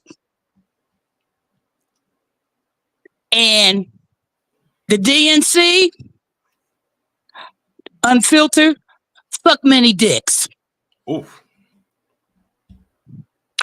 And I'm going to keep it short because I know everybody else wants to come on. So as always, thank you, Torian and all New Black Media for waking us up, educating us, and informing us. I'm getting choked up, but it's happy joy. Happy joy, but the work ain't done. Definitely is not. All right, love you. Love you too. Shout out to Hurricane Niecy. Now y'all see why I call her Hurricane Niecy. She more than deserved and earned her nickname from me. All right, next up we got Church. What's going on? Can you hear me? I can hear you. How you doing, brother? I hate that I gotta freaking follow Hurricane like that. You know, it's hard to follow Miss Hurricane Niecy. Shout out to her. But yeah, I've been hearing a lot of pep in a lot of people's step today. You can see it, you can hear it, you can see the glow. You remember The Last Dragon? Oh yeah, you got the glow. Got the glow, and your feel is you gotta let go. Because god dang it, you are shining right now. Much love to everybody, all the family that literally stood on business to let these folks know that we are not to be played with. We are a force to be reckoned with. And I want to just clear up just a little bit. I want to disaggregate some data because I dealt with this earlier. I was dealing with this woman who was telling me, see, black men and black women, they still supported Democrats more than anybody. And all of black men and all of black women, 70-something% was men and 90-something%. And Miss Niecy said that was too high. And I agree with her. But I do want to disaggregate that because what we need to remember is that what they're counting is out of all the people who voted. So when Torian was going over the numbers and how when he started certain states, he was like, out of the 54% of women who voted, X amount of women voted this way. Black women voted this way. So we got to make sure to understand that if 54% of the vote was casted by women, that means that there is a 46% of women who did not vote at all. Exactly. So we got to be. And I think they pulled the numbers too. Like they compared it from this one in 2020, and the numbers were higher in 2020. Right. Exactly. So when we said the couch, we meant it. The couch really won. Like out of all the votes, the couch got the most votes. So yes, the couch is the winner. And I'm proud that we was able to flex on these folks because we know the work is going to continue. We have to continue our work in order to get our candidates in there and make sure that within the next 4 years, we can actually put somebody in there that's for us. However, they're trying to convince black folks now that Latinos are the ones that got Trump over when Latinos numbers haven't changed. When you're still looking at the same activity that Latinos did 4 years ago, 8 years ago, we're seeing that same trend. It did not change. The only thing that changed is that black Americans got on cold and said, no, we're not going to have you taking our vote for granted no more.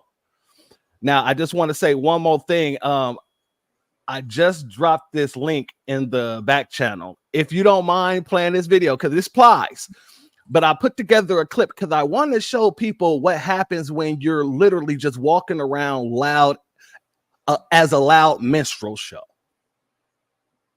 It doesn't have any copyright in it, does it? No, it doesn't have any copyrights in it. Hold on. It's just a bunch of not a bunch, but a short clip of Plies being Plies and how many times this man was wrong. Okay, hold on. Feel it in the house, baby. I can feel it in the house, PA. Hey, Philly, we need y'all, baby. Wait, I wasn't expecting that. I wasn't expecting that. This is what happens when you allow minstrel show. I wasn't expecting that. I was not expecting that. That's how I have a feeling that's going to happen a couple of more times. Oh yeah, definitely. Today, Georgia. Georgia. Hey, I know you're going to vote today, Georgia. North Carolina going to raise up. North Carolina, put your right there like a helicopter. Hey, North Carolina, let's go, baby. Let's go, Detroit. Let's go, Michigan. Hey, Wisconsin, I ain't know where to play, but y'all play this at the football game, so fuck it. Hey, Wisconsin. Wow. That every single stake this man called out, every single one he did a video for, he was loud and wrong about. Wow. And so we cannot let these folks forget, because God dang it, they think that we're going to forget within 4 years. And as I told them, if you think that Latinos did this, if you think that the black vote wasn't responsible, bring us Gavin Newsom in 2028 and we'll remind you. But with that being said, family, thank you for having me up. Salute to the chat. Salute to the family. Your power is radiating. Shouts out to Janet Jackson. Appreciate you. Shout out to Church for coming up. I appreciate you. All right, next up we got Joseph. What's going on? Salute, Tarian. Salute to the chat room. Can you hear me? I can hear you. I am so glad this thing is over for now. We still got work to do, but I hope the message is clear. How you treat the black vote, we will reciprocate accordingly. Exactly. And the DMV has been Silent Hill today. I woke up, got to work. I'm surprised I didn't hear crickets. But all in all, we did what we had to do. I'm just looking forward to continuing the work and staying locked in with the new black media. I just wanted to keep it short. I just want to come up and give my salute to you, to the new black media, to the chat room. And I'm just gonna hang in. I'm just gonna hang in with the rest of the live stream for the night. Right. Cool. But thanks for coming up. Thanks for speaking. Oh, no problem. My bad. I didn't mean to cut you off. My bad. All right. Gnome King, if you're still in the chat, come up now. If you're still in the chat. Oh, KG, I know KG is definitely is going last. We listen, you DM'd me on X telling me you wanted to go last before the live even started. All right, next up we got Denzemus. What's going on? You can hear me? I can hear you. All right. You better thank a union member.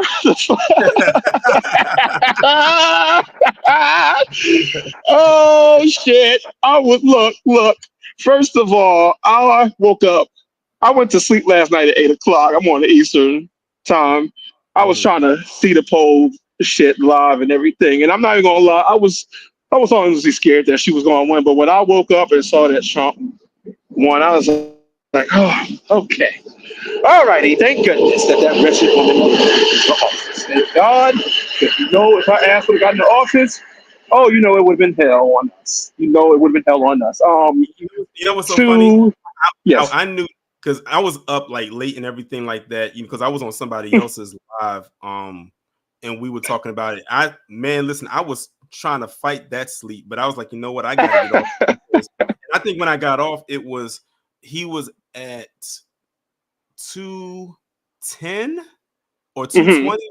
No, I think it was at 220 or something like that, and she was at like 200 something like I can't remember the exact score it was at that time. And then I went to sleep. And how I knew that he had won was when I woke up and I saw the notification on my phone come from the Smart News app, and it said that he had won the remaining battleground states. That's how That's how I had knew that he had won. Like they didn't even have to tell me that he was overall winner. When they said that, that's when I knew. Because I said that once he got those, it was over. So that's how I found out. Well, now we need to worry about her supporters, because now they're about to go through the 7 stages of grief. So we need to prepare for that as well. Hey, listen, you should have seen the crash outs that I seen on X today. I mean, I saw someone's page. I mean, they told me that they said if you voted for Trump, I'm unfollow you, I'm a block you. heard people talking like saying like one even said that I'm so distraught by this I might not even go home for Thanksgiving because this person is from Ohio and Ohio was a red state. I'm like, Lord, it's not that deep. If you don't go home and see your family, like right, like these people are unhinged, and I don't know what the Democrats expected. Like, what the fuck did you expect us to do? Like, you really thought we were going to sit here and vote for your asses after not only because she said that she wasn't going to do anything for us. That was obviously one of the reasons. Also, shout out to the new black media, because if it weren't for y'all, I think y'all need to just pat yourselves on the back because y'all have done excellent work. Okay, y'all don't give yourselves enough credit because y'all definitely helped turn some of the votes away from her. But another reason why they didn't win, in my opinion, is because the damn finger wagging. I don't know why in the hell you think you about to sit here and talk down upon some damn body and you think they're going to do shit for your ass. Oh, the Obama specifically pissed me the hell off. It's like, who the fuck do you think you are? And somebody on Twitter said, I forgot the meme, but it was basically like, this nigga didn't do shit for us, but yet he got the nerve him and Michelle both got the nerve to come to us after you literally didn't do a damn thing for us, scolded us when we were getting shot and killed out on the streets. No, go to hell. Go straight to hell. I'm glad that I didn't vote for either one, but I'm glad that Trump won because I do think, in my opinion, I think he'll be better for our economics and stuff. That's just my opinion. But yeah, and then on top of that, the sassy ones. I can't really. Yeah, I don't know. They were even mad. I saw a lot of them on Twitter mad as hell. There was a few sisters in our community who were also mad. And it's like, oh my goodness, do you not I'm sorry. I think this is probably one of the most on code we've been for an election since 2016. Yeah. I think I think actually I would say we did better than 2016. I'll even argue that. Right. And that's going to lead into what I was about to say. Like, before I say that, actually I forgot. I'm gonna just focus on what I remember now. We have got to keep the flame going because these damn Democrats, since they think they own us and shit, they're going to have backlash and try and punish us as if you already know. Y'all in the chat know. They're going to try and punish us, which is why in 2028, if they don't have no policies specifically for us, they can go suck a fucking railroad pipe for all I care, because I'm not voting for their asses unless they do something specifically for FBAs. And that's all I have to say. B1. Shout out to Denzimas for coming up. Next, we got, Mini Soldier. What's going on?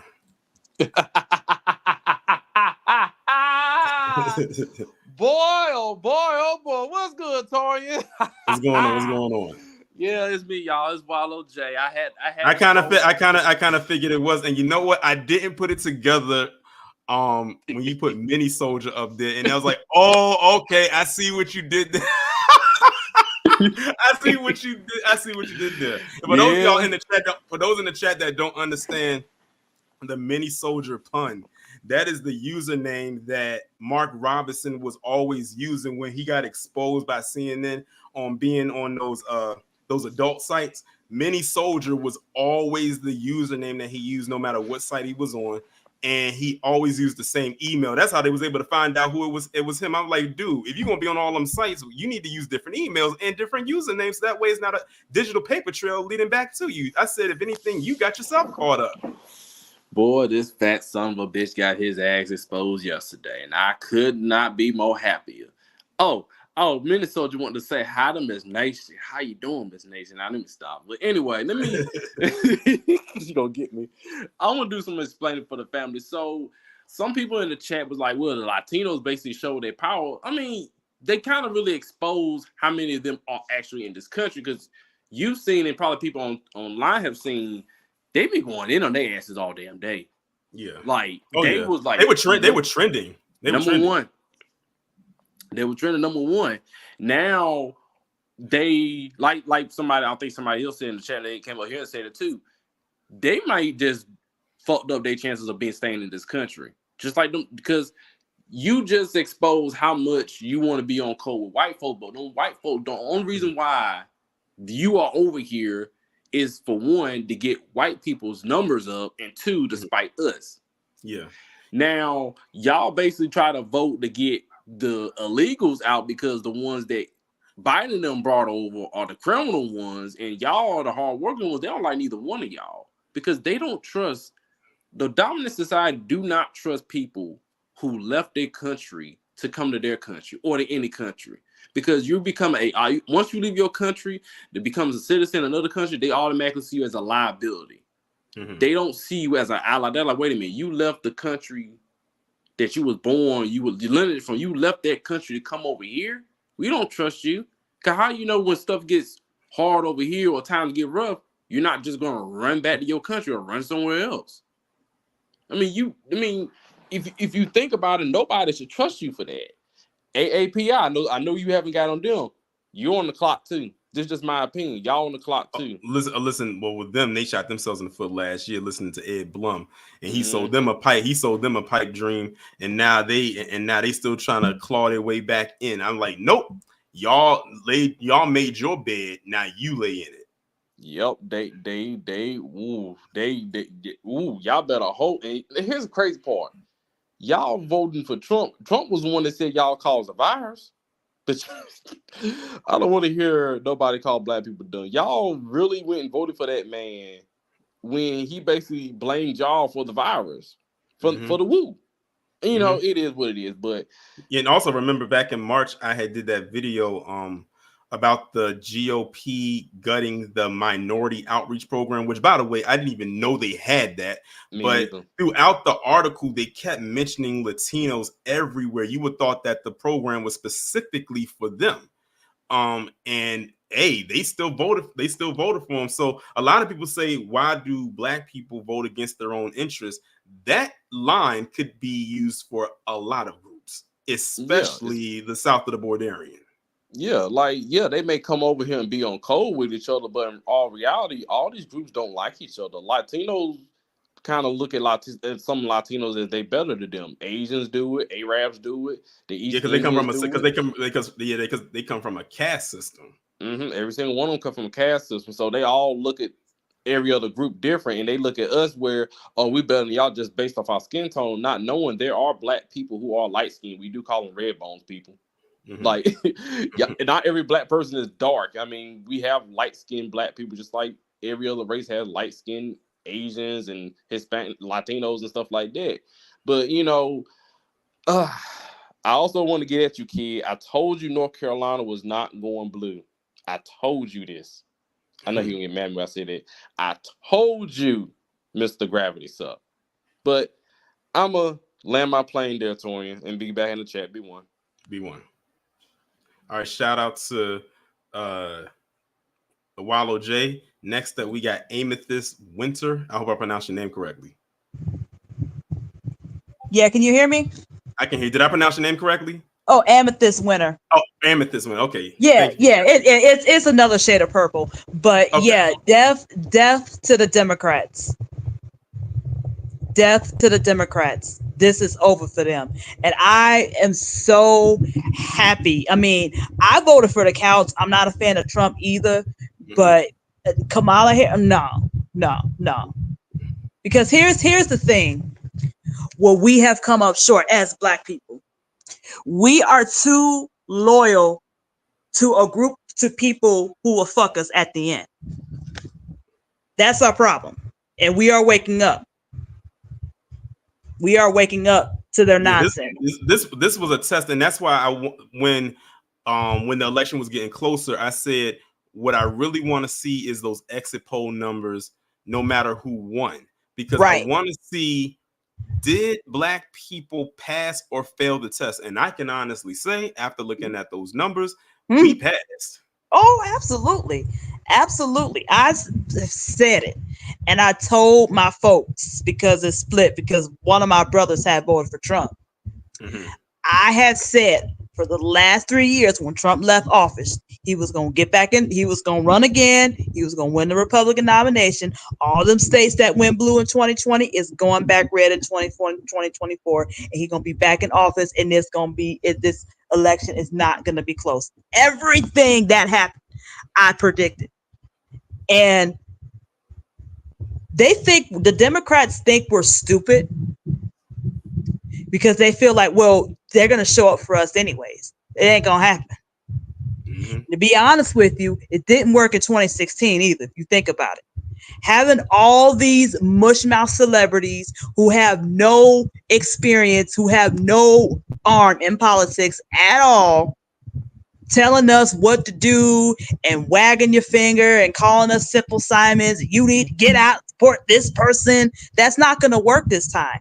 You guys are going to have when you have the American people who would rather see a convicted felon as the president over you, you got to start looking at yourselves. Mm-hmm. Instead of blaming black men and instead of calling men who don't support her misogynistic and all this nonsense, Kamala and the Democrats, it is y'all fault why you lost this election. Your fault. You bringing all these migrants coming in here, siphoning our resources. Chicago, because I'm about 45 minutes to an hour from Chicago, depending on how you get there. And the Chicago residents are fed up. That's very telling if she only won by 4 points. 4. What is that telling you? Oh, they, like you said, they fed up. They're done. They're over it. Yeah. Like I said, death to the Democrats. Pretty boy Gavin Newsom is next, and punk ass Brandon Johnson, he next too. The Americans are tired, especially us black folks, FBAs. We tired of the Democrats. We tired of their nonsense. We tired of their BS. And I can hear, because I used to follow Roland Martin, but I stopped following him a while ago. But I can hear him right now.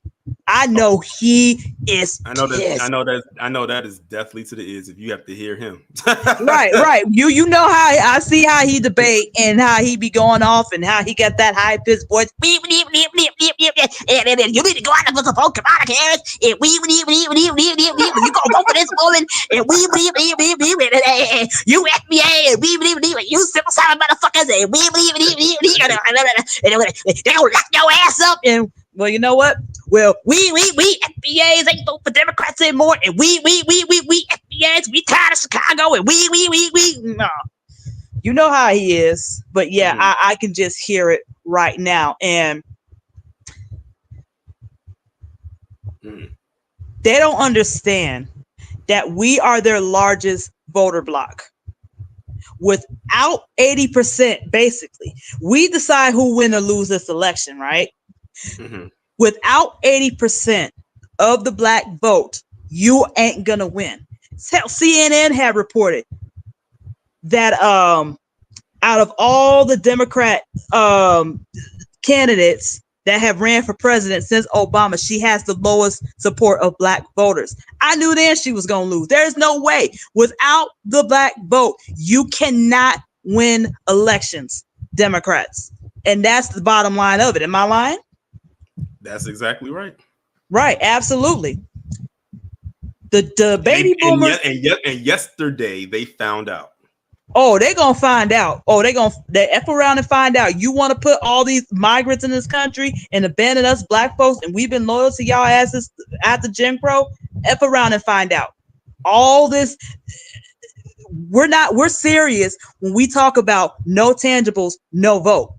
They found out yesterday, and they're gonna find out real soon. Death to the Democrat Party. And I am to start with Kamala Harris.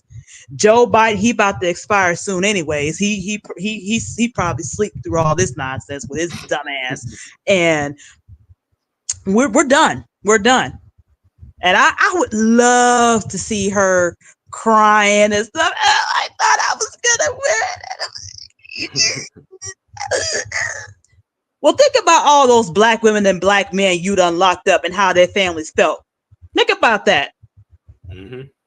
And think about when you had said 4 years ago, well, I'm not going to sit here and say I'm only going to do something benefit for black people now. Think about that. I bet she's thinking about it now. Oh, yeah. We done with, we done with Democrats. Sorry. Nah, we done. And you ain't going to win any more elections anytime soon. America has spoken. When you barely win Chicago, no, no. Democrats, y'all done. Death to the Democrat Party. And it's starting with Kamala Harris, and it's going to trickle down. All these Democrats letting all these migrants coming into this country, siphoning resources that us as Americans can't get. No, we ain't cool with that. It's over. Done. Can't find a job, taking you a year to find a job, rent going up. No. It's over. It's over for y'all. Until you start approaching us at a different, go back to the drawing board and figure it out. But until then, Republicans are going to kick your ass every single election. Having all these celebrities and all these mushmouth rappers who promote whole culture like Meg Thee Stallion there twerking and shaking her ass, and you got Cardi B who can barely read speaking for us. No. That's not going to work. That is not going to work. And it's awfully funny that you have Beyonce, Usher, and J-Lo who didn't even know who she was supporting Kamala Harris. They all tied to this Diddy case, and all of a sudden, one by one, they behind Kamala Harris. Some little deal going on behind there, but that's a whole nother day. But having all this star power with these celebrities coming and speaking on our behalf, no. Obama waving his finger and Roland Martin fat ass calling us simple Simons, and that's not gonna work. And y'all found out. F around and find out. But yeah, the baby boomers gonna vote for y'all regardless. But the problem is they cannot rely on the baby boomers so much because that population is shrinking. They're passing away. You want to know who's going to decide elections moving forward? Gen X, baby, millennials, and Gen Z. That's who's going to decide elections. And we not going to support you and be loyal to your asses like the baby boomers are. Ain't gonna happen. Ain't gonna happen. You think you're gonna lock up all these black men and black women and you gonna say you gonna switch your race and say, I'm black, and we gonna vote for you? No, sorry. No, thank you, Kamala. You take your ass over back to California where you belong. Go over there. I don't want to see your face. Don't want to hear your voice. You lost. And that's too bad. Suck them tears, suck it up, dry them. You lost. The only way that y'all was going to stop Donald Trump if he passed away. That's the only way Donald Trump's getting stopped. But until then, no. Americans want him back in office. Because at the end of the day, we're thinking about our finances. Nobody cares about having access to abortion and shit when you don't know when your next meal coming from because you buy 6-7 items and you paying $60 when 4 or 5 years ago it was 40. No. Ain't nobody worrying about no January 6th when your rent going up $300 a year. Ain't nobody thinking about that. No. Look at yourselves. That's why y'all lost. But yeah, shout out to FBAs. I'm one. Proud. It's over for the Democrats. Death to the Democrat Party. Exactly. All right. Well, thanks for coming up. All right. God bless. Thank you. No problem.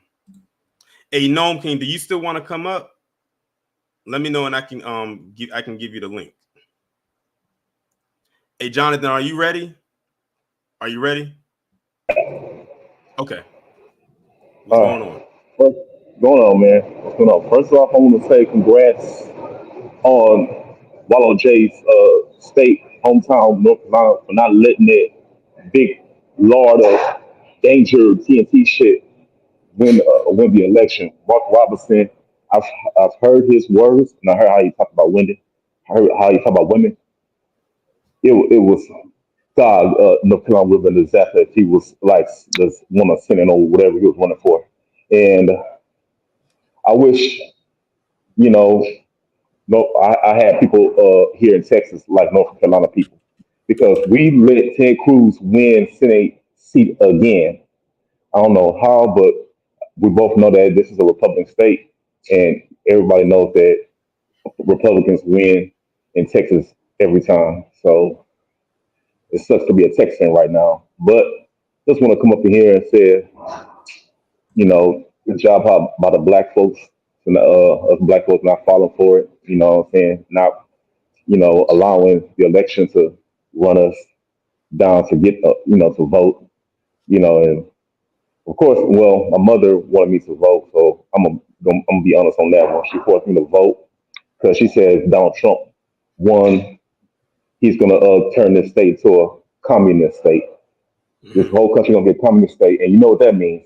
He said nobody gonna be voting no more, and he's gonna be messing with the Koreans again. He's gonna be doing some dumb stuff again, and who knows? We might have a COVID 2.0, as far as we know. But let's just pray that we don't. Now, are you familiar with the communist state thing with the no, which is no votes and the other stuff? Not too much. Explain it to me. Okay, so yeah, but I know we both are aware that he's going to give the police immunity. So that's another thing. He made that blatant. Another 4 years that we're going to have to deal with Trump. You know what I'm saying? That means what's going to happen when the police. And all I'm going to cut you off. And also, I saw on X you had the people who was supporting what people did on January 6th. Now they up in there throwing a parade because now with 45 Trump back in office, they are saying, "Oh, we're going to get that pardon." I wouldn't be in the least bit surprised if he started letting the people out that's currently locked up for that. I would not be least bit surprised. And I know Brett Favre is somewhere clapping right now or trying to, because now he can try to get Trump on his side to make what he did down in Mississippi go away. I know, and you were staying on it. You were staying on Brett Favre for what he did in Mississippi, stealing money from the poor when they needed it. And because the media was not going to try to stay on that, they was going to try to keep Favre quiet. But you stayed on it. So now that Trump is back in president, he gonna feel comfortable and feel free now. And I'm I'm worried about what kind of videos I'm gonna see what these police gonna do in the future. It's gonna be another 4 years of shoot. Sorry, I dropped my phone. I'm that nervous. Yeah, I'm so nervous I dropped my phone because 4 years of what might happen to us, what we're expecting to deal with. Um, like I said, like each president, either way, wasn't gonna be right for us. But I guess, but my mom, she said, please vote because if Trump wins, it's gonna be a terrible state. We're gonna be in a bad state. And so I was like, okay, but what can you expect from a lesser two evils, man? Like America had it planned out that Trump was gonna win this election. I was just hoping for a miracle. So other than that, and then we got Ted Cruz back in Senate seat in Texas. So it's even so it's gonna be a lot more worse for us now. That's all I had to say, man. Just want to tell you you know what's going on and what went down and all that. So yeah, I'll go ahead and let someone go up and before you talk to B1. B1. All right, next up we got AB Promotions. What's going on? Hey, B, what's going on, Torian? I'm trying to liven it up a little bit, man. Yeah, I didn't catch your early part of the video, but the ladies were going in hard today. Pause. They were lighting it up today. Like, yo, the ladies were doing a good job as far as laying down the facts of what happened. You know what I mean? But yeah. Is it a surprise? Like, I think most people felt that it was going to go this way as far as the election is concerned, and I don't think it was a surprise when I was channel surfing actually yesterday between CNN, MSNBC, and Fox, right? And they would when you watching their program, you'll see that it's basically for entertainment. They all got different numbers showing. They did. I noticed that. They're going into their spiels of what's going to happen, this, that, and the third. I'm like, man, if y'all don't get out of here, you know what I'm saying? Because I actually went and voted. And I know a lot of people chose the couch, but in the Discord that we both use, I laid out an explanation of what happened when I went to go vote or whatever, and it's sad, but it's not. But one of the sisters that was up earlier definitely mentioned the Boomer generation, and I'm not saying it's all of them because you can't just blanket any. You know what I mean? You just can't put a blanket statement on a generation of people or whatever because everybody got their own mind. But it was like most people went there to vote for her, and I don't have a problem with that. But I went in there to. I would say this, and I will say this. I'm not misogynistic, and I'm not anti-Semitic, right? I just say that, right? I get what you're saying. So people can be one issue voters, right? If somebody supports your issue, you vote for the issue that most resonates with you to prove a point. You know what I'm saying? And the Democratic Party, they effed around and messed up. They effed around and found out, right? You know what I'm saying? Like how Bill Duke said. You know what I'm saying? you know they messed up, right? You know they messed up, right? You know what I'm saying? So, on a deeper level,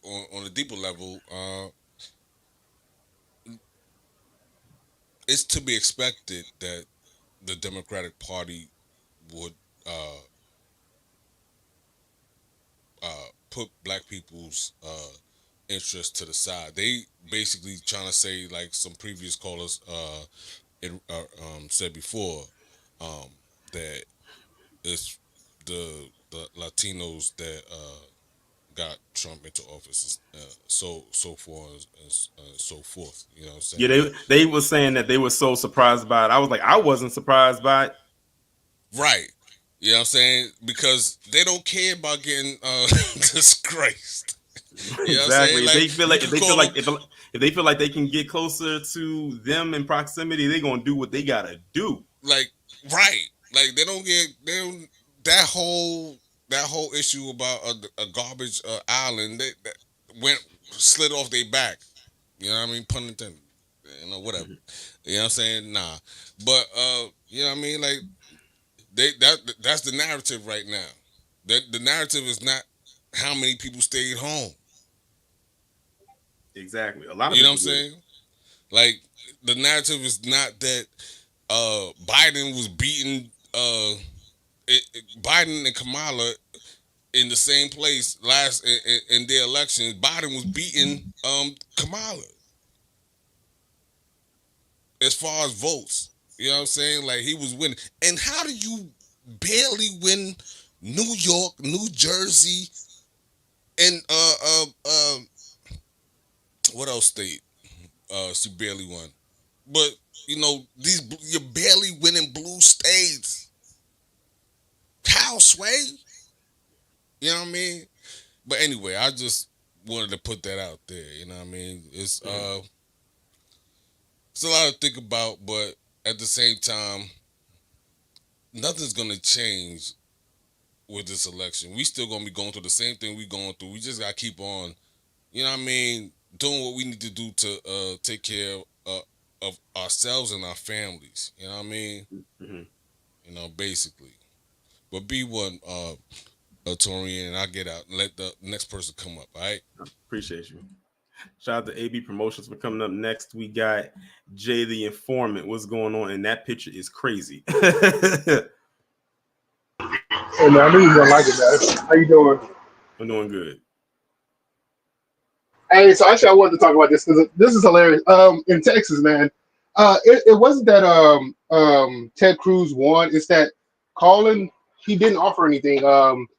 He was pretty much let's say this. He ran on abortion and he ran on he's not gonna put I guess boys in the women's restrooms, and this is the only thing he ran on. Oh, and also he was a single, his mother was single, raised him and all that. So that's the only thing he ran on. So Ted Cruz winning was no surprise because that's something that that dude ran on. I never heard of him. They had Warnock down here stomping for him, stomping his feet for him and all that. So and that's crazy too, considering with Ted Cruz and what he did back in 2021, he left his constituents there to freeze down there in Texas while he hopped on a plane to go to a tropical island. He thought he could hide behind that mask, but somebody in that airport said, "Wait a minute!" They said, "Wait a minute, aren't you Ted Cruz?" I remember when that happened. And by the way, that body gave it away. And by the way, my dad, he can't stand Ted Cruz. We're not in Texas, but I can't either. Out of all of the politicians, or as I like to call them, politicians, Ted Cruz is the one that my dad dislikes the most. Yeah. Hey man, I completely understand because Ted Cruz didn't win anything. Colin didn't run on anything. So it wasn't that Ted Cruz won. It's that people were really focused on Republicans because of Donald Trump and all that stuff. So when I look at all the other people, you guys never really separated yourself from Trump to give the people a reason to look at you. And you guys just pretty much coattailed Trump. I think that was going to ride you to the the promised land, which is your election cycle. So seeing all these people lose is no surprise whatsoever. I did not know that basketball player, the one that was afraid to fly on planes, I did not know he was running. But I will say this about him, that he had a debate with David Pakman and he beat David Pakman. I will give him that. I don't know much about him, but I know he's ultra conservative, but he also tried to do that whole "I'm gonna let Trump win for me" thing. Because I didn't even know he was running, man. That's why I had to come back at the because I had meant to talk about that when I was going through their pictures, that they could not win individually on their own. Like that was, and then like I said with Laverne, she ran how many times and lost? Kim Klacik, this is her second time running as far as I know, and she lost both times. They had Royce White and Mark Robinson. They all lost. So now what they're doing is they're hanging their hat onto the MAGA train because they could not win individually. I'm like, I said, no, you're just going to get lost in the shuffle. What they're going to do is they're going to put you in the back and then pluck you out when they need you as a shield. And then they're going to put you right back when they don't need you anymore. Right. So they had nothing. I mean, their whole thing was Trump. So with the Republicans, I don't see where they're going to go because right now the hype thing is Trump, man. So, and when Trump is done in 4 years, let me say this: that vice president, I don't know what J.D. Vance, he didn't win anything either. Jake Vance, he didn't win either. I mean, Trump could have put anybody in his spot, and Trump would have still won. So all these people, they got lucky because of Trump. Don't forget, J.D. Vance was anti-Trump at one point. Remember, they dug his stuff up. He was. Yep. And the thing is, and remember, they was talking about J.D. Vance's wife because she's Indian. But it's funny because you got J.D. Vance talking about like using the white supremacist talking points and purity and all that. I'm like, dude, do you know who your wife is? Right. Yeah, and I saw her on stage for the first time during the victory speech. She's not even a passing Indian. Like she is like she's a rather melanated Indian woman. Mm-hmm. Yep. I mean, she's darker than Kamala Harris. Right. So but they could have put anybody behind Trump, and I believe they would have won. But I think they're trying to look to the future or whatever. That being said, Roland Martin, man, Roland Martin and what's that dude name? Jason Fatlock. They had the best reactions to this day. And Roland Martin he did a video where he was just looking, he was sweating, he was all red in the face for a black guy. Oh, this is what you voted for. You hate women. And I was like, bro, this is hilarious, man. I have to look at that video again. But I want to say this, that Trump will work one time. And for the Democrats, this whole strategy of scaring people to the polls, yeah, it did work. And you had also C-19, which also, helped propel you guys. But then you throw yourself in office. You came up with all these promises. You didn't do none of the promises, $15 minimum wage. None of that stuff. You started two civil unrest over there in foreign countries. You started all this stuff, and you didn't deliver on anything. Inflation's hitting us, and then you got this candidate out there running, and she's running on hope and joy. Like that was one of the dumbest strategies I've ever seen in my life.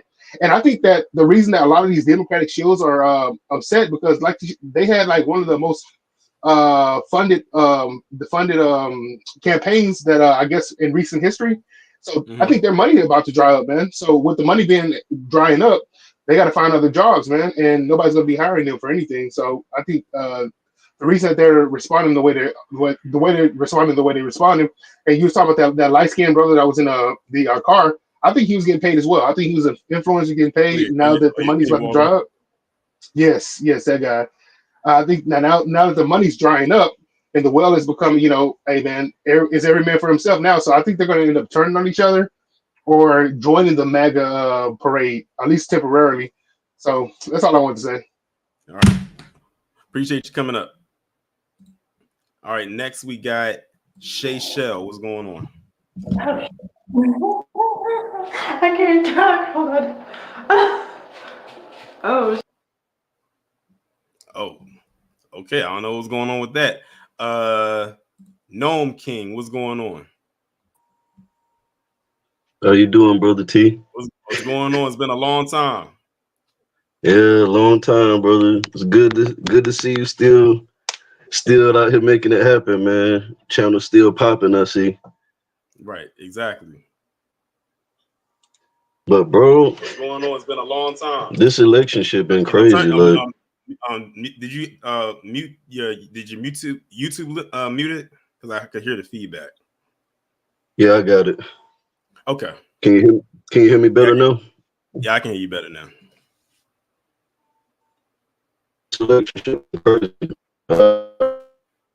I've been seeing like so many videos of black men like just getting bashed just because they say they, like your channel say they want to vote for the couch, or they like doing a protest vote and voting for Trump. But the thing about the black men, the ones that I know, because you got, everybody forget it's different types. Like you got black men that's like you, and the brothers that's in the chat that's thinking black men, that's not the Pookie and Ray Ray types, and then you got the other ones that's gonna get along to go along because they women taking care of them. You know what I'm saying? But the thinking black men that did decide to vote for Trump, and I don't know if you've been seeing it in the chat while you've been speaking to the other guests, but like I've been stating all of my reasons, and anybody that asks me, man, you voted for that fool? You voted for that? Yes, I voted for him. I sure did. I went to early voting. See, we not judging over here because, like I said, I know I have no dog in this fight. That's why last year I registered as an independent voter, got my card in the mail, and when the ballot came in this year, I literally told people, I went right to the right in line. I said reparations and intangibles. I said cut the check, the couch, unqualified immunity. Give us an anti-black hate crime bill, sealed it up and sent it back. But like I said, we're not judging. Like I said, I'm not judging anyone over here. Shoot, if you in the chat, well, I'm gonna be honest with you. I don't think many people over here voted for Kamala Harris. I'm gonna be honest with you because of the optics. But even if they did, I'm not gonna judge you because you did what you felt was right for you. Yesterday yielded the results. It is what it is. Yeah, like, speaking of that, like I went to early voting, right? And soon as I got there, it was early in the morning because I took that day off. Yeah. I took that day off to go vote. So like I went down there, they had just opened up the office and the polls and got the machines on. And it hadn't even been 30 minutes since they started everything. Soon as I get there, they like, well, the machines are down. And we don't know how long it's gonna be till they get them back up. And it's like the whole county. Yeah, the whole county, because it was like 3 or 4 different other voting sites. I went to the one that's like in the main town in my county, It's like we're just like 30 minutes from where I'm at, 'cause I'm in the country. But like they like the machines down. I'm like, what the hell? We just got here. And the thing about it, T, when I pulled up in the parking lot, right, I ain't even found a place to park and get out my car. I got people walking up to my window, knocking on my car window, handing me like ballots, the straight ticket ballots, like straight Democrat. Yeah. Two of them did that. They like I had 3 of them approach me before, you know what I'm saying, before I left. 2 of them approached me before I went in there to cast my vote, and one more of them approached me after I came back out when I was about to leave. And each one of them was like coming at me with straight Democrat tickets. And I didn't understand it at first. The brother, when I was getting ready to walk in the building, he handed me this thing. He's like, "Did you get a sheet?" And I'm like, "What you mean a sheet?" And he started showing it to me. He's like, "Yeah, this right here is all the ones on this side that shaded in, them the ones you need to vote for, and don't vote for the ones." So they were doing voter intimidation. That's basically what they was doing. Oh, no, it looks like you froze up. I don't know if the connection. For them, because they Republican. And I'm like, so this a straight ticket? And he was like, yeah. I'm like, straight Democrat? He said, yeah. And I'm like, I don't vote like that, bro. He was like, well, how you vote? I said, I'm independent. I vote independent. And you should have seen his face, bro, when I said because they automatically think that every black person votes Democrat. I even got trolls from the other side literally trying to say that, oh, I'll give you one. When I did my live last week on it was Jesse Waters, Dr. Phil, and who was that? And Brett Favre. One of the first comments I got was, "Oh, Trump is going to win. That's why you're going to leave y'all crying." Some elementary troll comment. And I'm like, who said anything about Trump? Like the stream didn't even have anything loosely. It was loosely about him because of those individuals, but it wasn't about him. But because he saw that picture with those 3 men in it and they knew how they lean, they decided to come over and troll with that. And they think, and that's where I said that the shills on both sides are the same. How we're talking about, the results of this election or anything dealing with Kamala Harris. I did a whole video about it last week when I was just talking about the shills and people leaving comments saying that I was a Trump supporter and all types of stuff like that. I said, I'm not a Trump supporter. I didn't even vote for it. I'm not even a registered Republican or a registered Democrat. I didn't vote for either one of them. I literally wrote in what I wanted. But when they see that, you don't say, oh, I'm supporting this side or this side. Here they come to attack you. And that's both ends of the political aisle. Some people may not see it but when we're making these videos, we see it all the time from both sides. That's one thing both sides for sure have in common. Yeah, like my whole thing is, I told like I say, the guys on the channels I follow outside of yours, of course, with the brothers that's about their paper, man. It's just like the reasons why we decided to vote for Trump, it ain't got nothing to do with joy, like Kamala Harris talking about. It ain't got shit to do with no joy and vibes and shit. And it ain't got nothing to do with how we feel. We like Amethyst, the sister Amethyst said earlier, like we looking at our pockets, man. We looking at the fact of this agenda by the government. They can call it a conspiracy theory, but you can look this shit up, where they intend for black people as a collective to have a negative net worth by the year 2053, which ain't that damn far away. The collective of black people to have a negative net worth. Like, yeah, I heard about that years ago. Yeah, people can't afford rent. People can't afford to buy food. You got more people living in their cars than can afford a mortgage or afford an apartment. They talking about employment. Unemployment is down. And I tell the people that when it comes to unemployment, the statistics that they give y'all is wrong. Because when they talk about the unemployment rate, they talking about people that's actually on unemployment and receiving a check. They not talking about the actual number of people that don't have a job. So like it's everything that they give is skewed, and it's just like the brothers that want to vote for Trump, we want to vote for him because like the stuff with Ukraine, we see like he had a good relationship with Putin. He had a relationship with Kim Jong-un and Xi Jinping in China. You wouldn't have all these wars going on because he could end that with a phone call. You wouldn't have us giving money to Ukraine by the billions. Like that's money we need to be keeping here. Giving money to Ukrainians by the billions, we need to be keeping that here. Israel giving them money by the billions, we need to be keeping that here. Open borders, flooding the country with illegal immigrants. Illegal immigrants is what people need to say. People need to stop using the word fucking migrants. Migrants is people like your neighbors and the Hispanic people that you see next door to you and on your job that came here, did everything the right way. They working and they paying taxes. Those are migrants. These motherfuckers that they just letting in here, dumping all this money on, giving 15 and 20,000 a month in food stamps, 5,000 a month in cash. These ain't no damn migrants. They illegal immigrants. People need to call them what the fuck they is. That's another reason.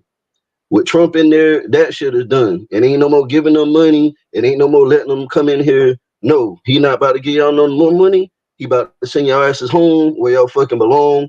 And he about to stop taking money out of the American people pocket. That's another reason. Number two, them flooding, you know what I'm saying, the border situation.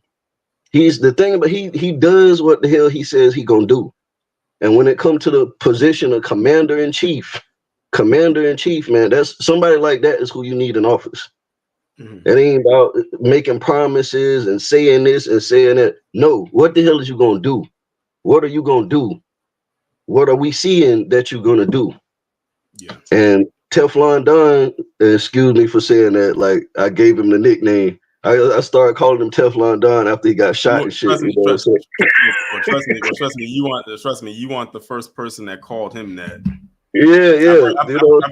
I've heard other people refer to him as that. But now I gotta ask you a question. Because you in North Carolina, right? Yep.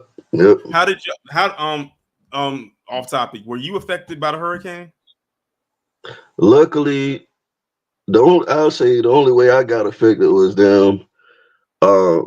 I had to buy another set of ribs. Like I bit my ribs and shit driving in the rain. Like we just caught a lot of rain off the first storm because it was like two of them back to back that came this way.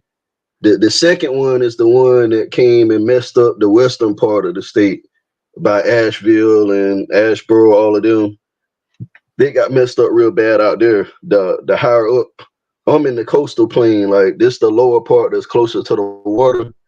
The ones that's like we the place that expected the flood out here where I'm at. But like for some reason that storm when it came like from further inland.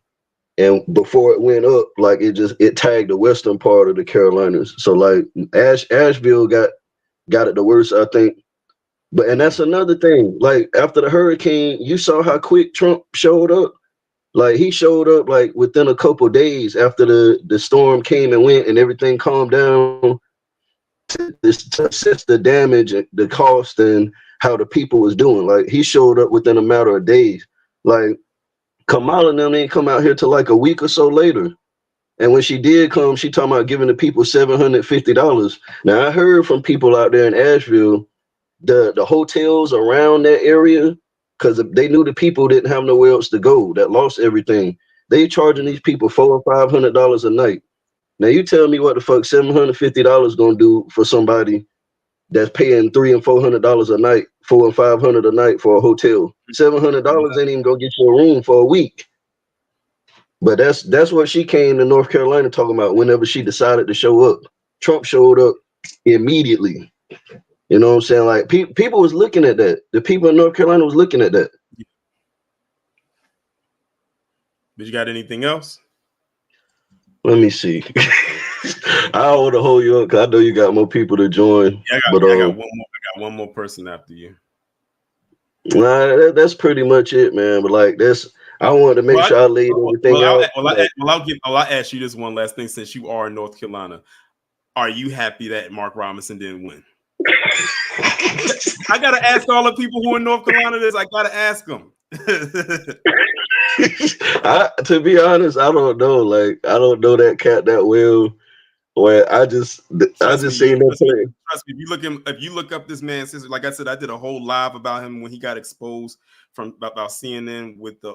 I'm not going to go into the details. If you go back and look at it, the guy's horrible. Like, he was absolutely horrible. That's why I said that that's why I said he was so bad that because they was looking for when Kamala was running early on, they were trying to find her a running mate. They were going to use the current governor there to run with her, which means he would have had to give up his governorship, and then Mark Robinson would have replaced him because he was lieutenant governor. He stayed there to make sure that Mark Robinson did not get that seat.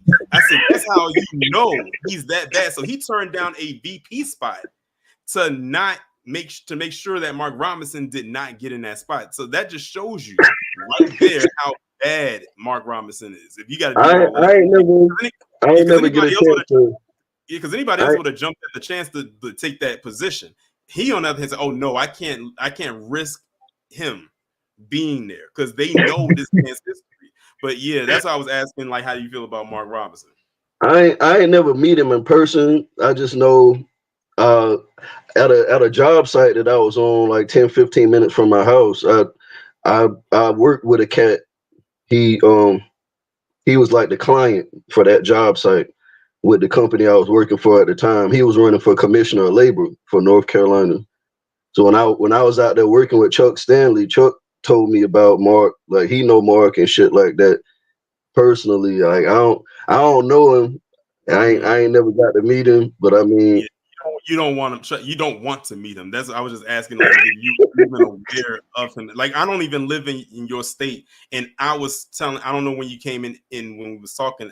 When I was talking about him, I said, out of all the people that lost last night, he was the one I was looking forward to the most losing, because this guy is one of the most trashiest people in existence. I mean, if you just go back and just look at the stuff that this man has said, and like especially about us, like, he's one of the people that thinks he probably thinks that we're beneath him, or in some capacity, for sure. And it's just the stuff that he has said about us is so off code, and he says it with such pride. He is like, I think this is probably the best way to describe him. Mark Robinson is the more boisterous version of Jason Whitlock. Ooh, damn. That should put it in perspective. Where Jason Whitlock, he's more calm when he talks, but he's very off code. Mark Robinson is very loud and off code. And they're both big, so that's another thing they have in common.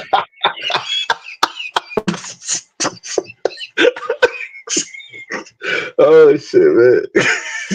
Yeah, I mean, all I know is he's extreme from the ads. The ads I've been seeing, the other guy that was running for governor, they back and forth on the TV just like Kamala and Trump was, but they showed an ad like that made me laugh. He was like, "Some folks need killing." That's him. That is him. Yeah, that had me laughing. Like, I ain't really buy into it much, but I mean, but I think take my word for it. Just take my word for it. Yeah, my mom, she voted for the other guy, Stein. Yeah, but you know what? Talk to your mother, because she's gonna say the same thing. You ask her about Mark Robinson, she probably gonna be like, "Oh," she probably gonna roll her eyes when you ask her. And understand, that man is horrible. That's why I'm so glad he lost. So I don't know what he's gonna do now as far as his position, because he was lieutenant governor. Hopefully he doesn't get that position back, because he tried to get governorship, but I don't know how that works. But yeah, Mark Robinson is one of the worst people in like walking this planet right now. He has to be. But anyway, hold on.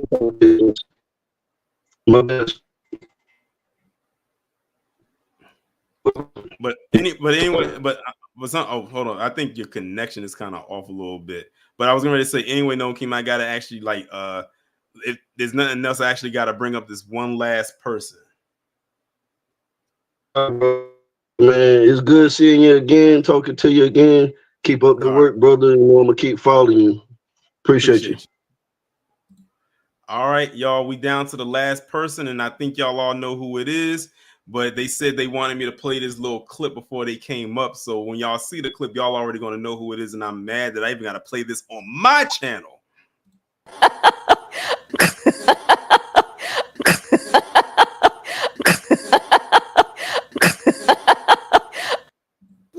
You are disrespectful for this. Am I now? Yes. What's going on? Still trying to recover from losing my voice. But well, you sound a whole lot better because this morning you sound. Oh, my bad, KG. My bad. I kicked you. I clicked the wrong thing. KG, come back up. My bad. My bad. You have the link. I kicked KG. I meant to. I don't know what I was doing. KG, if you were still here, please write in the chat. I did not mean to kick you from the panel. I pressed the wrong button.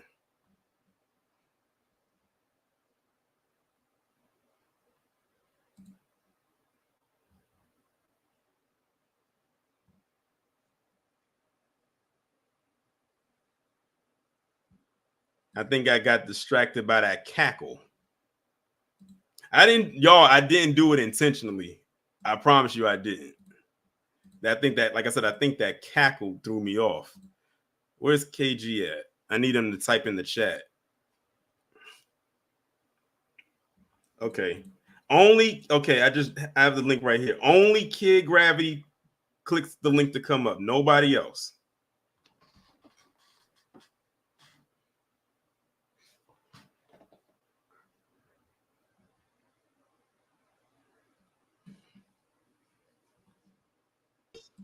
My bad. I apologize. It's all good. Mm-hmm. Guess what? There's something else that happened today. With someone or just something? Someone. Oakland's mayor got recalled. Who? Oakland's mayor. Who was Oakland's mayor? Sheng Tao. Oh, you talking about the I remember I'm seeing the video. It wasn't at some kind of food thing. Mm-hmm. Yeah, I remember that black man put them hands on that dude, and he tried to he tried to make it seem like it was more than whatever. But he deserved that though. I know that's a female. Oh, I'm getting the people mixed up. You did a story about her like a year or two ago. But wait, no, that was recent. That was this year. She's the one in California who they raided her house, right? Yeah. Oh, see, I kind of, you know what? I'm not surprised, and it was probably from that. Well, no, they tied in Oakland. Oh. And London Breed looked like she about to lose too. Mm-hmm. But I'm gonna risk my voice for a second. She lost. Ooh. I know it was it was bad. But this is beautiful. We're the villains again, but you know, who cares? We've always been the villains. Definitely. That's why we wasn't worried about it. Like, oh, listen, like you said, at the end of the day, this is content. Mm-hmm. But what's today's date? The 6th. Black people, I need y'all to understand, Black and Brown died last night. That was the other thing that happened. Say that again. Black and Brown died last night. Oh, well, shoot. That wasn't, well, the only time I had to acknowledge Black and Brown was when I was reading it in the news articles for these videos and lives. And every time I got to it, it just made me want to vomit. I was so distraught. Mm-hmm. But I need. Oh, it definitely did because you're going based off of those numbers. That and Latinos, they got their own fight now. They about to. You remember them diasporas they had in the 90s and early 2000s when they were trying to delineate who's who? That's going to start again. Ooh. But Black people, up until I think it's November 8th or 10th, 2026, learn your representatives, please. Learn who is locally and state, please. Mm-hmm. And for you, brother, Wes Moore, watch him. Because you said something about they kept trying to say that she's not black no more. They're saving that for him. They're already training him right now.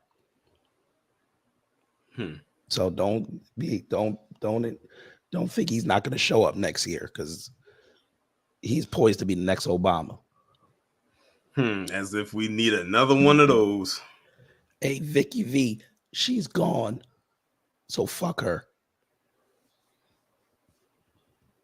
And did you see that sad statement she put out in front of Howard University? I didn't even watch it. I really don't have the desire to watch it. But in summary, what did she say? I'll let you guess. Did she call herself a sister? She played Hope and Vibes again. And that's why you lost. Well, one of the reasons, but that's one of the reasons why you lost.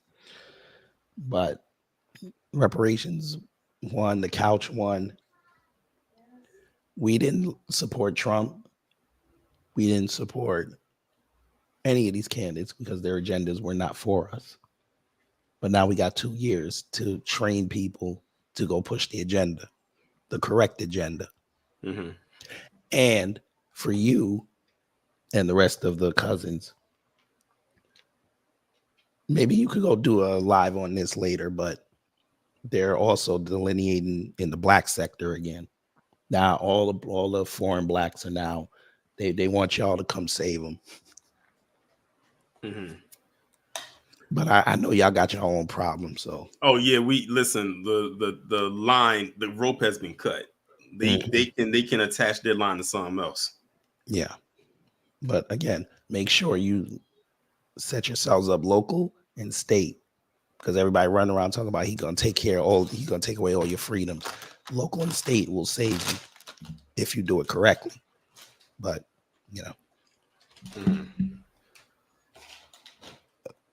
Caribbean, y'all are in trouble. Jamaica, nobody cares, because y'all should have got on code years ago. When that queen died, that was the day you should have got on code, but y'all wanted to bend the knee, have fun. Talking about, if America sneezes, Jamaica catches a cold. Well, you know what? Put on the fish tea and have fun. I gotta go rest my voice because it's starting to stress out. Yeah, you go do that. But she lost. All right, y'all. All right. Shout out to KG for coming up. And that is, ladies and gentlemen, is going to bring this stream to a close. We did almost 3 hours, but I knew that it was going to be a lengthy stream, and because I knew a lot of people wanted to come up and speak. Shout out to each and every person that came up and spoke. Shout out to everybody for the overwhelming support in the super chat, as well as in the Cash App. Tomorrow, there will be a midday stream at 12 noon. It's going to be about that shooting that happened in Florida, the Halloween shooting. Some of y'all probably heard about it. I actually talked about it last week and said I was going to go live about it this week. So that's going to be tomorrow at 12 noon, and that's pretty much it. But shout out to each and every one of you. Shout out to all of the members. Shout out to all of the patrons over on Patreon. Shout out to the replay game, the mods, X, Twitter, Instagram, all of that good stuff. And because this kind of technically was kind of an offshoot Triple P, it's only best that I end it like this.